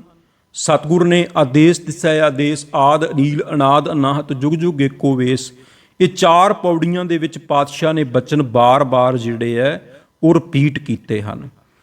ਅੱਗੇ 30ਵੀਂ ਪੌੜੀ ਵਿੱਚ ਰਹਿਮਤ ਕਰ ਰਹੇ ਹਨ। ਏਕਾ ਮਾਈ ਜੁਗਤ ਵਿਆਈ, 3 ਚੇਲੇ ਪਰਵਾਨ। ਪਾਤਸ਼ਾਹ ਫਰਮਾਉਂਦੇ ਹਨ ਕਿ ਇਹ ਗੱਲ ਬੜੇ ਸਮੇਂ ਤੋਂ ਪ੍ਰਚਲਿਤ ਹੈ। ਏਕਾ ਮਾਈ ਕੇ ਮਾਇਆ ਜੋ ਪ੍ਰਸੂਤ ਹੋਈ, 3 ਚੇਲੇ ਪਰਵਾਨ, ਉਸ ਤੋਂ 3 ਪੁੱਤਰ ਪੈਦਾ ਹੋਏ, 3 ਸ਼ਕਤੀਆਂ ਪੈਦਾ ਹੋਈਆਂ। ਕਿਉਂਕਿ ਇਹ ਮੰਨਿਆ ਜਾਂਦਾ ਰਿਹਾ ਸਾਡੇ ਦੇਸ਼ ਵਿੱਚ, ਔਰ ਗੁਰੂ ਸਾਹਿਬ ਦੇ ਸਮੇਂ ਵੀ ਇਹ ਗੱਲ ਬਹੁਤ ਜ਼ਿਆਦਾ ਪ੍ਰਚਲਿਤ ਸੀ ਕਿ ਬ੍ਰਹਮਾ, ਵਿਸ਼ਨੂੰ ਤੇ ਮਹੇਸ਼ ਉਹ ਇਸ ਸਾਰੀ ਰਚਨਾ ਨੂੰ ਚਲਾ ਰਹੇ ਆ। ਬ੍ਰਹਮਾ ਜਨਮ ਦਿੰਦੇ ਆ, ਵਿਸ਼ਨੂੰ ਸੰਭਾਲ ਕਰਦੇ ਆ, ਸ਼ਿਵ ਜੀ ਜੋ ਹਨ ਉਹ ਸੰਘਾਰ ਕਰਦੇ ਹਨ। ਪਰ ਪਾਤਸ਼ਾਹ ਕਹਿੰਦੇ ਹਨ, ਏਕਾ ਮਾਈ ਜੁਗਤ ਵਿਆਈ, 3 ਚੇਲੇ ਪ੍ਰਵਾਨ, ਇੱਕ ਸੰਸਾਰੀ, ਇੱਕ ਭੰਡਾਰੀ, ਇੱਕ ਲਾਏ ਦੀ ਬਾਨ। ਇੱਕ ਸੰਸਾਰੀ ਜਿਹਨੇ ਪੈਦਾ ਕੀਤਾ, ਇੱਕ ਭੰਡਾਰੀ ਜੋ ਸੰਭਾਲ ਕਰ ਰਿਹਾ, ਇੱਕ ਲਾਏ ਦੀ ਬਾਣ, ਇੱਕ ਕਚਹਿਰੀ ਲਾਉਂਦਾ ਜੋ ਸੰਘਾਰ ਕਰਦਾ, ਮੌਤ ਦਿੰਦਾ। ਜਿਵ ਤਿਸ ਭਾਵੈ ਤਿਵੈ ਚਲਾਵੈ, ਜਿਵ ਹੋਵੈ ਫੁਰਮਾਨ। ਪਰ ਪਾਤਸ਼ਾਹ ਕਹਿੰਦੇ ਸਭ ਤੋਂ ਵੱਡੀ ਸ਼ਕਤੀ ਤੇ ਉਹ ਆਪ ਅਕਾਲ ਪੁਰਖ ਵਾਹਿਗੁਰੂ ਹੈ। ਉਹਦੇ ਹੁਕਮ ਦੇ ਨਾਲ ਹੀ ਜਨਮ ਹੁੰਦਾ, ਉਹਦੇ ਹੁਕਮ ਦੇ ਨਾਲ ਹੀ ਜੀਵ ਧਰਤੀ ਤੇ ਰਹਿੰਦਾ, ਉਹਦੇ ਹੁਕਮ ਦੇ ਨਾਲ ਹੀ ਮਨੁੱਖ ਧਰਤੀ ਤੋਂ ਜਾਂ ਕੋਈ ਜਿਹੜਾ ਜੀਵ ਹੈ ਉਹ ਧਰਤੀ ਤੋਂ ਰੁਖਸਤ ਹੋ ਜਾਂਦਾ ਹੈ। ਜਿਵ ਤਿਸ ਭਾਵੈ ਤਿਵੈ ਚਲਾਵੈ, ਜਿਵ ਹੋਵੈ ਫੁਰਮਾਨ। ਉਹ ਵੇਖੈ ਉਹਨਾਂ ਨਦਰ ਨ ਆਵੈ, ਬਹੁਤਾ ਇਹੋ ਵਿਡਾਣ। ਉਹ ਤੇ ਸਾਰਿਆਂ ਨੂੰ ਵੇਖ ਰਿਹਾ, ਉਹ ਵਾਹਿਗੁਰੂ ਉਹ ਵੇਖੈ, ਉਹ ਸਭ ਜੀਵਾਂ ਨੂੰ ਵੇਖ ਰਿਹਾ। ਉਹ ਵੇਖੈ ਉਹਨਾਂ ਨਦਰ ਨਾ ਆਵੈ, ਪਰ ਜੀਵਾਂ ਨੂੰ ਉਹ ਨਜ਼ਰ ਨਹੀਂ ਆਉਂਦਾ। ਕਮਾਲ ਦੀ ਗੱਲ ਹੈ ਨਾ, ਉਹ ਸਾਡੇ ਬੋਲਾਂ ਨੂੰ ਸੁਣ ਰਿਹਾ, ਕੱਲੇ ਕੱਲੇ ਬੋਲ ਨੂੰ ਸੁਣਦਾ ਹੈ। ਜੋ ਅਸੀਂ ਮਨ ਵਿੱਚ ਵੀ ਬੋਲਦੇ ਹਾਂ ਉਹ ਵੀ ਸੁਣ ਲੈਂਦਾ ਹੈ, ਪਰ ਅਸੀਂ ਉਹਨੂੰ ਨਹੀਂ ਸੁਣ ਪਾ ਰਹੇ। ਉਹ ਸਾਨੂੰ ਵੇਖ ਰਿਹਾ, ਅਸੀਂ ਉਹਨੂੰ ਨਹੀਂ ਵੇਖ ਰਹੇ। ਉਹ ਸਾਨੂੰ ਮਹਿਸੂਸ ਕਰ ਰਿਹਾ, ਅਸੀਂ ਉਹਨੂੰ ਮਹਿਸੂਸ ਨਹੀਂ ਕਰ ਰਹੇ। ਇਹੀ ਫਰਕ ਹੈ। ਉਹ ਵੇਖੈ, ਉਹ ਵੇਖਦਾ, ਉਹਨਾਂ ਨਜ਼ਰ ਨਾ ਆਵੇ। ਉਹਨਾਂ ਦਾ ਭਾਵ ਜਿਹੜੇ ਆ ਜੀਵ ਜੰਤੂ ਜਿਨ੍ਹਾਂ ਸਾਰਿਆਂ ਨੂੰ ਵੇਖ ਰਿਹਾ, ਇਹਨਾਂ ਨੂੰ ਨਜ਼ਰ ਨਹੀਂ ਆਉਂਦਾ। ਬਹੁਤਾ ਇਹੋ ਵਿਡਾਣ, ਇਹੀ ਤੇ ਹੈਰਾਨਗੀ ਵਾਲੀ ਗੱਲ ਹੈ। ਵਿਡਾਣ ਦਾ ਭਾਵ ਹੈ ਵੀ ਅਚਰਜਤਾ ਵਾਲੀ ਗੱਲ ਹੈ, ਹੈਰਾਨਗੀ ਵਾਲੀ ਗੱਲ ਹੈ ਬਈ ਉਹ ਸਭ ਨੂੰ ਵੇਖ ਰਿਹਾ ਹੈ, ਪਰ ਜਿੰਨੇ ਜੀਵ ਨੇ ਇਸ ਧਰਤੀ ਦੇ ਉੱਤੇ ਉਹਨਾਂ ਨੂੰ ਉਹ ਨਜ਼ਰ ਨਹੀਂ ਆ ਰਿਹਾ। ਆਦੇਸ ਦਿਸੈ ਆਦੇਸ, ਆਦ ਅਨੀਲ ਅਨਾਦ ਅਨਾਹਤ, ਜੁਗ ਜੁਗ ਏਕੋ ਵੇਸ। ਫਿਰ ਉਹੀ ਬਚਨ ਪਾਤਸ਼ਾਹ ਨੇ ਰਿਪੀਟ ਕੀਤਾ ਹੈ ਕਿ ਉਸੇ ਵਾਹਿਗੁਰੂ ਦੇ ਅੱਗੇ ਨਮਸਕਾਰ ਹੈ, ਉਹਦੇ ਚਰਨਾਂ ਦੇ ਵਿੱਚ ਹੀ ਪ੍ਰਣਾਮ ਹੈ, ਜੋ ਮੁੱਢ ਤੋਂ ਸੱਚ ਹੈ, ਜੋ ਕਿਸੇ ਦਾਗ ਤੋਂ ਕਲੰਕ ਤੋਂ ਰਹਿਤ ਹੈ, ਅਨਾਹਤ ਜੋ ਨਾਸ ਤੋਂ ਰਹਿਤ ਹੈ, ਤੇ ਜਿਹੜਾ ਜੁਗਾਂ ਜੁਗਾਂ ਤੋਂ ਇਕਸਾਰ ਹੈ। ਜਿਹੜੀ 30ਵੀਂ ਪੌੜੀ ਹੈ ਨਾ ਜਪਜੀ ਸਾਹਿਬ ਦੀ, ਇਹਦੇ ਵਿੱਚ ਜਿਹੜਾ ਮੁੱਖ ਉਪਦੇਸ਼ ਹੈ ਗੁਰੂ ਨਾਨਕ ਦੇਵ ਸਾਹਿਬ ਦਾ, ਉਹ ਇਹ ਹੈ ਬਈ ਵਾਹਿਗੁਰੂ ਦੀਆਂ ਹੀ ਸ਼ਕਤੀਆਂ ਕੰਮ ਕਰ ਰਹੀਆਂ ਨੇ। ਉਹਨਾਂ ਸ਼ਕਤੀਆਂ ਦੇ ਪਿੱਛੇ ਮੁੱਢ ਉਹ ਇੱਕੋ ਹੀ ਹੈ, ਪਰ ਉਹਦੀਆਂ ਸ਼ਕਤੀਆਂ ਅਲੱਗ-ਅਲੱਗ ਤਰੀਕੇ ਨਾਲ ਕੰਮ ਕਰਦੀਆਂ ਨੇ। ਕਿਤੇ ਸੰਜੋਗ ਵਿਜੋਗ ਦੇ ਰੂਪ ਵਿੱਚ, ਕਿਤੇ ਜਨਮ ਦੇਣਾ ਉਹ ਵੀ ਉਹਦੇ ਹੁਕਮ 'ਚ ਹੈ, ਸੰਭਾਲ ਕਰਨਾ ਉਹ ਵੀ ਉਹਦੇ ਹੁਕਮ 'ਚ ਹੈ, ਔਰ ਜੀਵਾਂ ਨੂੰ ਧਰਤੀ ਤੋਂ ਲੈ ਕੇ ਜਾਣਾ ਉਹ ਵੀ ਉਹਦੇ ਹੁਕਮ 'ਚ ਹੈ। ਲੱਖਾਂ ਹੀ ਬੱਚੇ ਇਸ ਧਰਤੀ ਤੇ ਰੋਜ਼ ਜਨਮ ਲੈਂਦੇ ਨੇ। ਚਲੋ ਮਨੁੱਖਾਂ ਦੀ ਤੇ ਗਿਣਤੀ ਹੋ ਸਕਦੀ ਹੈ ਬਈ ਕੋਈ 3 ਤੋਂ 3.5 ਲੱਖ ਬੱਚੇ ਰੋਜ਼ ਧਰਤੀ ਤੇ ਪੈਦਾ ਹੁੰਦੇ ਹੈ, ਪਰ ਜਿਹੜੇ ਹੋਰ ਜੀਵ ਜੰਤੂ ਪੈਦਾ ਹੁੰਦੇ ਆ ਕੋਈ ਗਿਣਤੀ ਹੀ ਨਹੀਂ ਹੋ ਸਕਦੀ ਵੀ ਕਿੰਨੇ ਪੰਛੀ ਪੈਦਾ ਹੁੰਦੇ ਆ, ਕਿੰਨੇ ਪਾਣੀ 'ਚ ਜੀਵ ਰੋਜ਼ ਪੈਦਾ ਹੁੰਦੇ ਆ, ਕਿੰਨੇ ਤਰ੍ਹਾਂ ਦੇ ਹੋਰ ਛੋਟੇ ਛੋਟੇ ਜੀਵ ਜਿਨ੍ਹਾਂ ਨੂੰ ਅਸੀਂ ਵੇਖ ਵੀ ਨਹੀਂ ਸਕਦੇ ਉਹ ਪੈਦਾ ਹੁੰਦੇ ਆ। ਉਹਨਾਂ ਸਭ ਨੂੰ ਪੈਦਾ ਕਰਨਾ, ਫਿਰ ਉਹਨਾਂ ਦੀ ਰੋਜੀ ਦਾ ਪ੍ਰਬੰਧ ਕਰਨਾ, ਸਭ ਨੂੰ ਜਿਸ ਜਿਸ ਤਰੀਕੇ ਦੀ ਰੋਜੀ ਦੀ ਜ਼ਰੂਰਤ ਹੈ ਉਹ ਰੋਜੀ ਦੇਣੀ, ਫਿਰ ਅੱਗੇ ਸਭ ਦਾ ਸੰਘਾਰ ਕਰਨਾ। ਚਲੋ ਇਹ ਕਿਹਾ ਜਾਂਦਾ ਵੀ ਧਰਤੀ ਤੇ ਲਗਭਗ 1.5 ਲੱਖ ਤੋਂ ਲੈ ਕੇ ਕੋਈ 1,60,000 ਤੱਕ ਮਨੁੱਖਾਂ ਦੀ ਮੌਤ ਜਿਹੜੀ ਆ ਰੋਜ਼ ਹੁੰਦੀ ਹੈ, ਪਰ ਹੋਰ ਜਿਹੜੇ ਜੀਵ ਮਰਦੇ ਆ, ਕਿੰਨੇ ਪਸ਼ੂ, ਕਿੰਨੇ ਪੰਛੀ, ਕਿੰਨੇ ਸਮੁੰਦਰਾਂ ਦੇ ਪਾਣੀਆਂ 'ਚ ਜੀਵ, ਕਿੰਨੇ ਹੋਰ ਛੋਟੇ ਛੋਟੇ ਜੀਵ ਜਿਨ੍ਹਾਂ ਦੀ ਕੋਈ ਗਿਣਤੀ ਨਹੀਂ ਹੋ ਸਕਦੀ। ਔਰ ਇਹ ਸਭ ਦੇ ਪਿੱਛੇ ਜਿਹੜੀਆਂ ਸ਼ਕਤੀਆਂ ਕੰਮ ਕਰ ਰਹੀਆਂ ਨੇ, ਜਨਮ ਦੇਣ ਵਿੱਚ, ਸੰਭਾਲ ਵਿੱਚ, ਪ੍ਰਬੰਧ ਵਿੱਚ, ਸੰਘਾਰ ਕਰਨ ਵਿੱਚ, ਇਹ ਸਭ ਉਸੇ ਵਾਹਿਗੁਰੂ ਦੀਆਂ ਹੀ ਨੇ, ਉਹਦੇ ਹੁਕਮ ਦੇ ਵਿੱਚ ਹੀ ਸਭ ਕੁਝ ਹੁੰਦਾ ਹੈ। ਆਸਣ ਲੋਏ ਲੋਏ ਭੰਡਾਰ, ਜੋ ਕਿਛ ਪਾਇਆ ਸੋ ਏਕਾ ਵਾਰ। ਹੁਣ ਇੱਥੇ ਸਤਿਗੁਰੂ ਜੀ ਜਿਹੜੀ ਬਖਸ਼ਿਸ਼ ਕਰਦੇ ਹੈ 31ਵੀਂ ਪੌੜੀ ਦੇ ਵਿੱਚ, ਰੱਬ ਨੇ, ਉਸ ਵਾਹਿਗੁਰੂ ਨੇ ਆਸਣ ਲੋਏ ਲੋਏ ਭੰਡਾਰ। ਲੋਏ ਲੋਏ ਦਾ ਭਾਵ ਹੈ ਹਰ ਇੱਕ ਲੋਕ ਵਿੱਚ, ਲੋਕ ਲੋਕ ਵਿੱਚ, ਕੱਲਾ ਇਸ ਧਰਤੀ ਤੇ ਨਹੀਂ, ਹੋਰ ਵੀ ਜੇ ਕਿਸੇ ਧਰਤੀ ਤੇ ਜੀਵਨ ਹੋਏਗਾ, ਹੋਰ ਵੀ ਜੇ ਕਿਤੇ ਜੀਵ ਜੰਤੂ ਹੋਣਗੇ, ਸਤਿਗੁਰੂ ਫਰਮਾਉਂਦੇ ਹਨ ਆਸਣ ਲੋਏ ਲੋਏ ਭੰਡਾਰ। ਰੱਬ ਨੇ ਲੋਕ ਲੋਕ ਵਿੱਚ ਆਪਣਾ ਆਸਣ ਜਮਾਇਆ ਹੋਇਆ, ਸਭ ਜਗ੍ਹਾ ਤੇ। ਆਸਣ ਲੋਏ ਲੋਏ ਭੰਡਾਰ, ਕੱਲਾ ਆਸਣ ਹੀ ਨਹੀਂ ਲਾਇਆ ਹੋਇਆ, ਉਹਦੇ ਭੰਡਾਰੇ ਖਜ਼ਾਨੇ ਵੀ ਹਰ ਇੱਕ ਲੋਕ ਵਿੱਚ, ਹਰ ਜਗ੍ਹਾ ਤੇ ਮੌਜੂਦ ਨੇ। ਜੋ ਕੁਝ ਪਾਇਆ ਸੋ ਏਕਾ ਵਾਰ, ਜੋ ਕੁਝ ਵੀ ਉਹਨੇ ਉਹਨਾਂ ਭੰਡਾਰਿਆਂ 'ਚ ਪਾਇਆ ਨਾ, ਇੱਕੋ ਵਾਰੀ ਪਾਤਾ। ਕਦੇ ਉੱਥੇ ਥੋੜ ਨਹੀਂ ਪੈਂਦੀ ਕਿਸੇ ਚੀਜ਼ ਦੀ, ਕਦੇ ਕਿਸੇ ਚੀਜ਼ ਦੀ ਉੱਥੇ ਘਾਟ ਨਹੀਂ ਪੈਂਦੀ। ਅਸੀਂ ਤੇ ਐਵੇਂ ਵਿਅਰਥ ਵਿੱਚ ਚਿੰਤਾ ਕਰਦੇ ਰਹਿੰਦੇ ਹਾਂ, ਚਿੰਤਾਵਾਂ ਦੀਆਂ ਪੰਡਾਂ ਲੈ ਕੇ ਘੁੰਮਦੇ ਰਹਿੰਦੇ ਹਾਂ, ਪਰ ਗੁਰੂ ਨਾਨਕ ਦੇਵ ਸਾਹਿਬ ਦੀ ਇਸ ਪੌੜੀ ਨੂੰ ਕਦੇ ਧਿਆਨ ਨਾਲ ਪੜ੍ਹਿਓ ਤੇ ਵਿਚਾਰਿਓ ਵੀ ਉਹ ਵਾਹਿਗੁਰੂ ਹਰ ਇੱਕ ਲੋਕ ਵਿੱਚ ਵਸਦਾ ਹੈ, ਹਰ ਲੋਕ ਵਿੱਚ ਉਹਦੇ ਭੰਡਾਰੇ ਨੇ, ਸਭ ਦੀ ਰੋਜੀ ਦਾ ਉਹ ਪ੍ਰਬੰਧ ਕਰਦਾ ਹੈ। ਜਦੋਂ ਮਨੁੱਖ ਹਾਲੇ ਧਰਤੀ ਤੇ ਆਇਆ ਵੀ ਨਹੀਂ ਹੁੰਦਾ, ਉਹਦੇ ਆਉਣ ਤੋਂ ਪਹਿਲਾਂ ਹੀ ਉਹ ਭੋਜਨ ਦਾ ਪ੍ਰਬੰਧ ਕਰ ਦਿੰਦਾ ਹੈ। ਜਬ ਦਾਂਤ ਨ ਥੇ ਤਬ ਦੂਧ ਦਿਆ, ਜਬ ਦਾਂਤ ਦੀਏ ਤਬ ਭੋਜਨ ਦੈ ਹੈ। ਕਿਸੇ ਸ਼ਾਇਰ ਦੇ ਬੋਲ ਨੇ, ਜਦੋਂ ਦੰਦ ਨਹੀਂ ਸਨ ਉਦੋਂ ਦੁੱਧ ਦਾ ਪ੍ਰਬੰਧ ਕੀਤਾ, ਤੇ ਜਦੋਂ ਦੰਦ ਦਿੱਤੇ ਫਿਰ ਉਦੋਂ ਭੋਜਨ ਦਾ ਪ੍ਰਬੰਧ ਕੀਤਾ। ਐ ਵਾਹਿਗੁਰੂ ਜੀ ਤੇਰੀਆਂ ਇੰਨੀਆਂ ਬਖਸ਼ਿਸ਼ਾਂ ਨੇ, ਇੰਨੀਆਂ ਤੂੰ ਦਾਤਾਂ ਦੇਣਾ ਹੈ, ਦਿੰਦਾ ਦੇ ਲੈਂਦੇ ਥਕ ਪਾਹੇ, ਜੁਗਾ ਜੁਗੰਤਰ ਖਾਹੀ ਖਾਹੇ। ਜਪਜੀ ਸਾਹਿਬ ਦੀ ਬਾਣੀ ਵਿੱਚ ਹੀ ਇਹ ਪੰਕਤੀਆਂ ਅਸੀਂ ਪੜ੍ਹਦੇ ਹਾਂ ਨਾ, ਕਿ ਉਹ ਦੇਣ ਵਾਲਾ ਨਹੀਂ ਥੱਕਦਾ, ਲੈਣ ਵਾਲੇ ਥੱਕ ਜਾਂਦੇ ਆ।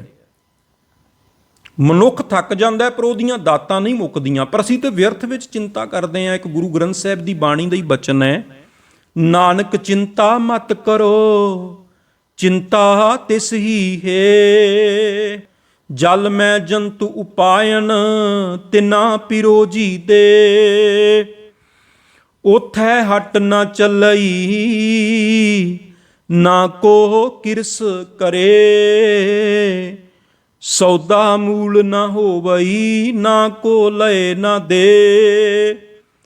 ਜੀਆਂ ਕਾ ਆਹਾਰ ਜੀ ਖਾਣਾ ਉਹ ਕਰੇ, ਵਿੱਚ ਉਪਾਏ ਸ਼ਾਇਰਾਂ ਤਿਨਾ ਪਿਸਾਰ ਕਰੇ। ਨਾਨਕ ਚਿੰਤਾ ਮਤ ਕਰੋ, ਚਿੰਤਾ ਤਿਸ ਹੀ ਹੈ। ਬੜਾ ਪਿਆਰਾ ਬਚਨ, ਗੁਰਬਾਣੀ ਦਾ ਬਚਨ ਹੈ ਕਿ ਮਨੁੱਖ ਕਾਹਦੀ ਚਿੰਤਾ ਕਰਦਾ ਹੈ, ਐ ਮਨੁੱਖ ਕਾਹਦਾ ਫਿਕਰ ਕਰਦਾ ਹੈ। ਨਾਨਕ ਚਿੰਤਾ ਮਤ ਕਰੋ। ਕਿਉਂ ਚਿੰਤਾ ਕਰਦਾ ਹੈ? ਨਾਨਕ ਚਿੰਤਾ ਮਤ ਕਰੋ, ਚਿੰਤਾ ਤਿਸ ਹੀ ਹੈ। ਚਿੰਤਾ ਤੇ ਉਹਨੂੰ ਹੀ ਹੈ, ਬਸ ਸਾਡਾ ਕੰਮ ਹੈ ਅਸੀਂ ਚਿੰਤਨ ਕਰੀਏ, ਯਾਦ ਕਰੀਏ, ਚਿੰਤਾ ਨਾ ਕਰੀਏ। ਚਿੰਤਾ ਜਿਹੜੀ ਹੈ ਉਹ ਚਿਖਾ ਸਮਾਨ ਹੁੰਦੀ ਹੈ। ਜਿਵੇਂ ਘੁਣ ਹੌਲੀ ਹੌਲੀ ਲੱਕੜ ਨੂੰ ਖਾ ਜਾਂਦਾ ਨਾ, ਚਿੰਤਾ ਹੌਲੀ ਹੌਲੀ ਅੰਦਰੋਂ ਬੰਦੇ ਨੂੰ ਖਾ ਜਾਂਦੀ ਹੈ। ਤੇ ਚਿੰਤਾ ਕੀਤਿਆਂ ਕੁਝ ਵੀ ਫਰਕ ਨਹੀਂ ਪੈਂਦਾ। ਹੋਣਾ ਉਹੀ ਹੈ ਜੋ ਵਾਹਿਗੁਰੂ ਨੂੰ ਮਨਜ਼ੂਰ ਹੈ। ਨਾਨਕ ਚਿੰਤਾ ਮਤ ਕਰੋ, ਚਿੰਤਾ ਤਿਸ ਕੀ ਹੈ। ਜਲ ਮਹਿ ਜੰਤੂ ਪਾਇਣ, ਤਿਨਾ ਪੀ ਰੋਜੀ ਦੇ। ਜਿਹੜੇ ਸਮੁੰਦਰਾਂ ਦੇ ਪਾਣੀਆਂ ਦੇ ਵਿੱਚ ਵਾਹਿਗੁਰੂ ਨੇ ਜੀਵ ਪੈਦਾ ਕੀਤੇ ਐ, ਸਤਿਗੁਰੂ ਕਹਿੰਦੇ ਉਹਨਾਂ ਦੀ ਰੋਜੀ ਦਾ ਕੌਣ ਪ੍ਰਬੰਧ ਕਰਦਾ? ਵਾਹਿਗੁਰੂ ਹੀ ਕਰਦਾ ਨਾ। ਉੱਥੇ ਹੱਟ ਨਾ ਚੱਲਈ, ਉਹਨਾਂ ਵਿਚਾਰਿਆਂ ਦੀ ਕੋਈ ਦੁਕਾਨ ਨਹੀਂ ਚੱਲਦੀ ਉੱਥੇ। ਜਿਹੜੀਆਂ ਮੱਛੀਆਂ ਨੇ, ਮਗਰਮੱਛ ਨੇ, ਹੋਰ ਸਮੁੰਦਰਾਂ ਦੇ ਪਾਣੀਆਂ 'ਚ ਜੀਵ ਜੰਤੂ ਨੇ, ਕਿ ਉਹਨਾਂ ਦੀਆਂ ਉੱਥੇ ਹੱਟੀਆਂ ਚੱਲਦੀਆਂ ਨੇ, ਕੋਈ ਫੈਕਟਰੀ ਚੱਲਦੀ ਹੈ, ਕੋਈ ਉਹ ਖੇਤੀ ਕਰਦੇ ਆ ਸਮੁੰਦਰ ਦੇ ਪਾਣੀ ਵਿੱਚ? ਪਾਤਸ਼ਾਹ ਕਹਿੰਦੇ ਨਹੀਂ, ਉੱਥੇ ਹੱਟ ਨਾ ਚੱਲਈ, ਉੱਥੇ ਕੋਈ ਦੁਕਾਨ ਨਹੀਂ ਚੱਲਦੀ ਉਹਨਾਂ ਦੀ, ਉੱਥੇ ਕੋਈ ਉਹ ਖੇਤੀ ਨਹੀਂ ਕਰਦੇ। ਉੱਥੇ ਹੱਟ ਨਾ ਚੱਲਈ, ਨਾ ਕੋ ਕਿਰਸ ਕਰੇ। ਕਿਸੇ ਚੀਜ਼ ਦਾ ਉੱਥੇ ਵਪਾਰ ਵੀ ਨਹੀਂ ਹੁੰਦਾ, ਕੋਈ ਲੈਣ ਦੇਣ ਵੀ ਨਹੀਂ ਹੁੰਦਾ। ਫਿਰ ਉਹਨਾਂ ਦਾ ਪ੍ਰਬੰਧ ਕੌਣ ਕਰਦਾ ਹੈ? ਉਹ ਆਪ ਹੀ ਉਹਨਾਂ ਦੀ ਰੋਜੀ ਦਾ ਪ੍ਰਬੰਧ ਕਰਦਾ ਹੈ। ਸਭ ਦੀ ਰੋਜੀ ਦਾ ਪ੍ਰਬੰਧ ਉਹਨੇ ਹੀ ਕਰਨਾ ਹੈ। ਨਾਨਕ ਚਿੰਤਾ ਮਤ ਕਰੋ, ਚਿੰਤਾ ਤਿਸ ਹੀ ਹੈ। ਸਤਿਗੁਰ ਨੇ ਇਹ ਪੰਕਤੀ ਫਿਰ ਲਾਸਟ ਦੇ ਵਿੱਚ ਜਿਹੜੀ ਆ ਉਹ ਰਿਪੀਟ ਕੀਤੀ ਕਿ ਐ ਮਨੁੱਖ ਚਿੰਤਾ ਨਾ ਕਰ। ਆਸਣ ਲੋਏ ਲੋਏ ਭੰਡਾਰ, ਜੋ ਕਿਛ ਪਾਇਆ ਸੋ ਏਕਾ ਵਾਰ। ਜਪਜੀ ਸਾਹਿਬ ਦੇ ਵਿੱਚ ਅਸੀਂ ਰੋਜ਼ ਇਹ ਪੰਕਤੀਆਂ ਪੜ੍ਹਦੇ ਹਾਂ ਕਿ ਉਹਦੇ ਹਰ ਇੱਕ ਲੋਕ ਵਿੱਚ ਖਜ਼ਾਨੇ ਨੇ, ਉਹਦੇ ਹਰ ਇੱਕ ਲੋਕ ਵਿੱਚ ਭੰਡਾਰੇ ਨੇ। ਫਿਰ ਉਹਦੇ ਭੰਡਾਰੇ ਏਡੇ ਵੱਡੇ ਐ, ਕਦੇ ਖਤਮ ਨਹੀਂ ਹੁੰਦੇ। ਉਹ ਸਭ ਨੂੰ ਰੋਜੀ ਦੇ ਰਿਹਾ। ਸਤਿਗੁਰੂ ਜੀ ਫਰਮਾਉਂਦੇ ਐ, ਆਸਣ ਲੋਏ ਲੋਏ ਭੰਡਾਰ, ਜੋ ਕਿਛ ਪਾਇਆ ਸੋ ਏਕਾ ਵਾਰ। ਕਰ ਕਰ ਵੇਖੈ ਸਿਰਜਣਹਾਰ, ਨਾਨਕ ਸੱਚੇ ਕੀ ਸਾਚੀ ਕਾਰ। ਉਹ ਆਪ ਹੀ ਪੈਦਾ ਕਰਨ ਵਾਲਾ ਸ੍ਰਿਸ਼ਟੀ ਨੂੰ, ਆਪ ਹੀ ਸੰਭਾਲ ਕਰਦਾ ਹੈ, ਆਪ ਹੀ ਪੈਦਾ ਕਰ ਕਰਕੇ ਇਹ ਸਾਰਾ ਕੁਝ ਵੇਖ ਰਿਹਾ ਹੈ।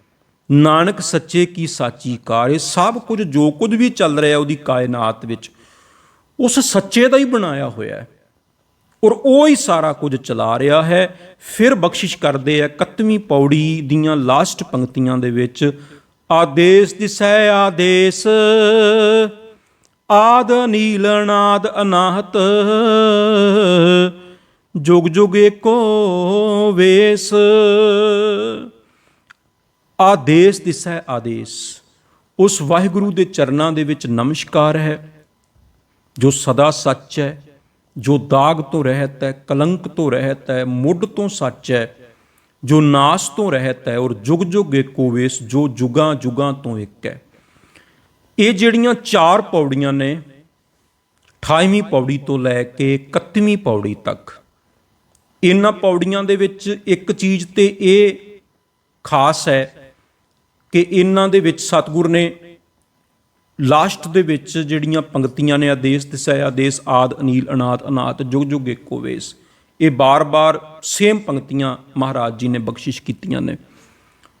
ਔਰ ਇਹਨਾਂ ਦੀ ਜਿਹੜੀ ਵਿਚਾਰਧਾਰਾ ਹੈ, ਇਹਨਾਂ 4 ਪੌੜੀਆਂ ਦਾ ਜਿਹੜਾ ਮੁੱਖ ਉਪਦੇਸ਼ ਹੈ, ਉਹ ਵੀ ਜੇ ਅਸੀਂ ਇਹਨਾਂ ਨੂੰ ਗੌਰ ਨਾਲ ਪੜ੍ਹੀਏ, ਵਿਚਾਰੀਏ, ਤਾਂ ਇੱਕ ਲੜੀ ਦੇ ਵਿੱਚ ਆਪਸ ਵਿੱਚ ਜੁੜਦਾ ਹੈ।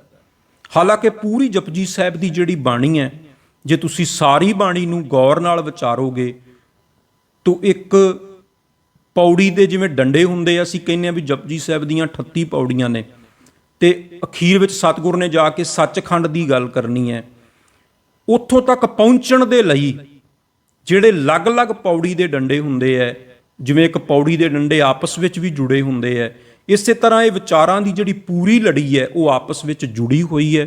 ਜੇ ਅਸੀਂ ਗੌਰ ਨਾਲ ਸਮਝੀਏ ਤੇ ਇਹਨਾਂ 4 ਪੌੜੀਆਂ ਵਿੱਚ ਸਤਿਗੁਰ ਨੇ ਮਨ ਨੂੰ ਕਿਵੇਂ ਜੋਗੀ ਬਣਾਉਣਾ ਹੈ, ਅੰਦਰ ਦਾ ਯੋਗ ਕੀ ਹੈ, ਕਿਵੇਂ ਯੋਗ ਧਾਰਨ ਕਰਨਾ ਹੈ, ਉਹਦਾ ਵਰਣਨ ਕੀਤਾ ਹੈ। ਉਹਦੇ ਫਿਰ ਭੰਡਾਰੇ ਕਿਵੇਂ ਚੱਲਦੇ ਆ ਪੂਰੇ ਬ੍ਰਹਿਮੰਡ ਵਿੱਚ, ਉਹਦਾ ਵਰਣਨ ਕੀਤਾ ਹੈ। ਕਿਵੇਂ ਉਹਦੇ ਹੁਕਮ ਵਿੱਚ ਜੀਵ ਆਉਂਦੇ ਆ, ਹੁਕਮ 'ਚ ਰਹਿੰਦੇ ਆ, ਹੁਕਮ 'ਚ ਹੀ ਤੁਰ ਜਾਂਦੇ ਆ, ਉਹਦਾ ਵਰਣਨ ਪਾਤਸ਼ਾਹ ਜੀ ਨੇ ਕੀਤਾ ਹੈ। ਔਰ ਇਹਨਾਂ ਪੌੜੀਆਂ ਵਿੱਚੋਂ ਸਾਨੂੰ ਇਹੀ ਸਿੱਖਣ ਵਾਸਤੇ ਮਿਲਦਾ ਕਿ ਸੰਤੋਖ ਧਾਰਨ ਕਰਨਾ ਜ਼ਰੂਰੀ ਹੈ, ਉਦਮ ਕਰਨਾ ਜ਼ਰੂਰੀ ਹੈ। ਗੁਰੂ ਨਾਨਕ ਦੇਵ ਸੱਚੇ ਪਾਤਸ਼ਾਹ ਜੀ ਦਾ ਉਪਦੇਸ਼ ਹੈ, ਮੁੰਦਾ ਸੰਤੋਖ ਸ਼ਰਮਪਤ ਚੋਲੀ ਧਿਆਨ ਕੀ ਕਰੈ ਵਿਪੂਤ।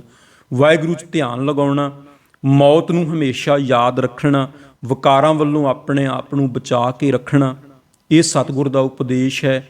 ਕਿਸੇ ਗੱਲ ਦੀ ਕੋਈ ਚਿੰਤਾ ਨਹੀਂ ਕਰਨੀ, ਫਿਕਰ ਨਹੀਂ ਕਰਨੀ, ਕਿਉਂਕਿ ਉਹਦੇ ਭੰਡਾਰੇ ਪੂਰੇ ਬ੍ਰਹਿਮੰਡ ਵਿੱਚ ਚੱਲ ਰਹੇ ਹੈ ਤੇ ਉਹਦੇ ਅੱਗੇ ਹੀ ਆਪਣਾ ਸਿਰ ਝੁਕਾਉਣਾ, ਨਮਸਕਾਰ ਕਰਨੀ, ਇਹ ਮੁੱਖ ਉਪਦੇਸ਼ ਹੈ। ਅੱਜ ਦੀਆਂ ਜਿਹੜੀਆਂ 4 ਪੌੜੀਆਂ ਦੀ ਵਿਚਾਰ ਅਸੀਂ ਸਰਵਣ ਕੀਤੀ। ਜਪਜੀ ਸਾਹਿਬ ਦੀ ਬਾਣੀ ਗੁਰੂ ਨਾਨਕ ਦੇਵ ਸਾਹਿਬ ਜੀ ਦੀ ਮਹਾਨ ਪਵਿੱਤਰ ਬਾਣੀ ਹੈ। ਸਤਿਗੁਰੂ ਜੀ ਦੀ ਬਾਣੀ ਅਗਾਧ ਬੋਧ ਹੈ। ਅਸੀਂ ਗੁਰਬਾਣੀ ਦਾ ਅੰਤ ਨਹੀਂ ਪਾ ਸਕਦੇ, ਸੋ ਅਸੀਂ ਇੱਕ ਨਿਮਾਣੀ ਜੀ ਕੋਸ਼ਿਸ਼ ਕਰ ਸਕਦੇ ਹਾਂ। ਗੁਰੂ ਸਾਹਿਬ ਜੀ ਦੇ ਅੱਗੇ ਅਰਦਾਸ ਬੇਨਤੀ ਕਰਕੇ ਸਤਿਗੁਰੂ ਆਪ ਹੀ ਕਿਰਪਾ ਕਰਕੇ ਥੋੜ੍ਹੀ ਬਹੁਤੀ ਜਿੰਨੀ ਕੁ ਮੱਤ ਦਿੰਦੇ ਹੈ ਉਹ ਉਨੀ ਕੁ ਵਿਚਾਰ ਕਰਾ ਲੈਂਦੇ ਹੈ। ਸੋ ਵਿਚਾਰਾਂ ਦੀ ਸਾਂਝ ਪਾਉਂਦਿਆਂ ਹੋ ਗਈਆਂ ਭੁੱਲਾਂ ਗਲਤੀਆਂ ਆਪ ਸੰਗਤ ਬਖਸ਼ਣ ਯੋਗ ਹੋ ਬਖਸ਼ ਲੈਣਾ। ਬਾਕੀ ਜਿਹੜੀਆਂ ਅਸੀਂ ਪਿੱਛੇ ਪੌੜੀਆਂ ਜਪਜੀ ਸਾਹਿਬ ਦੀਆਂ ਪੌੜੀਆਂ ਦੀ ਵਿਚਾਰ ਕੀਤੀ ਹੈ ਉਹ ਤੁਸੀਂ ਪਿਛਲੀਆਂ ਵੀਡੀਓਜ਼ ਦੇ ਵਿੱਚ ਜਾ ਕੇ ਉਹ ਸਰਵਣ ਕਰ ਸਕਦੇ ਹੋ। 31 ਪੌੜੀਆਂ ਤੱਕ ਅਸੀਂ ਹੁਣ ਤੱਕ ਵਿਚਾਰ ਕਰ ਚੁੱਕੇ ਹਾਂ।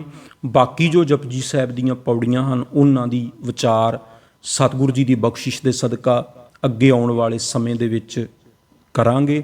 ਸੋ ਇਸੇ ਤਰ੍ਹਾਂ ਹੀ ਸਾਡੇ ਚੈਨਲ ਨੂੰ, ਸਾਡੀ ਵੀਡੀਓਜ਼ ਨੂੰ ਪਿਆਰ ਦਿੰਦੇ ਰਹੋ। ਸਭ ਦਾ ਬਹੁਤ ਬਹੁਤ ਧੰਨਵਾਦ ਇੰਨਾ ਪਿਆਰ ਸਤਿਕਾਰ ਦੇਣ ਦੇ ਵਾਸਤੇ।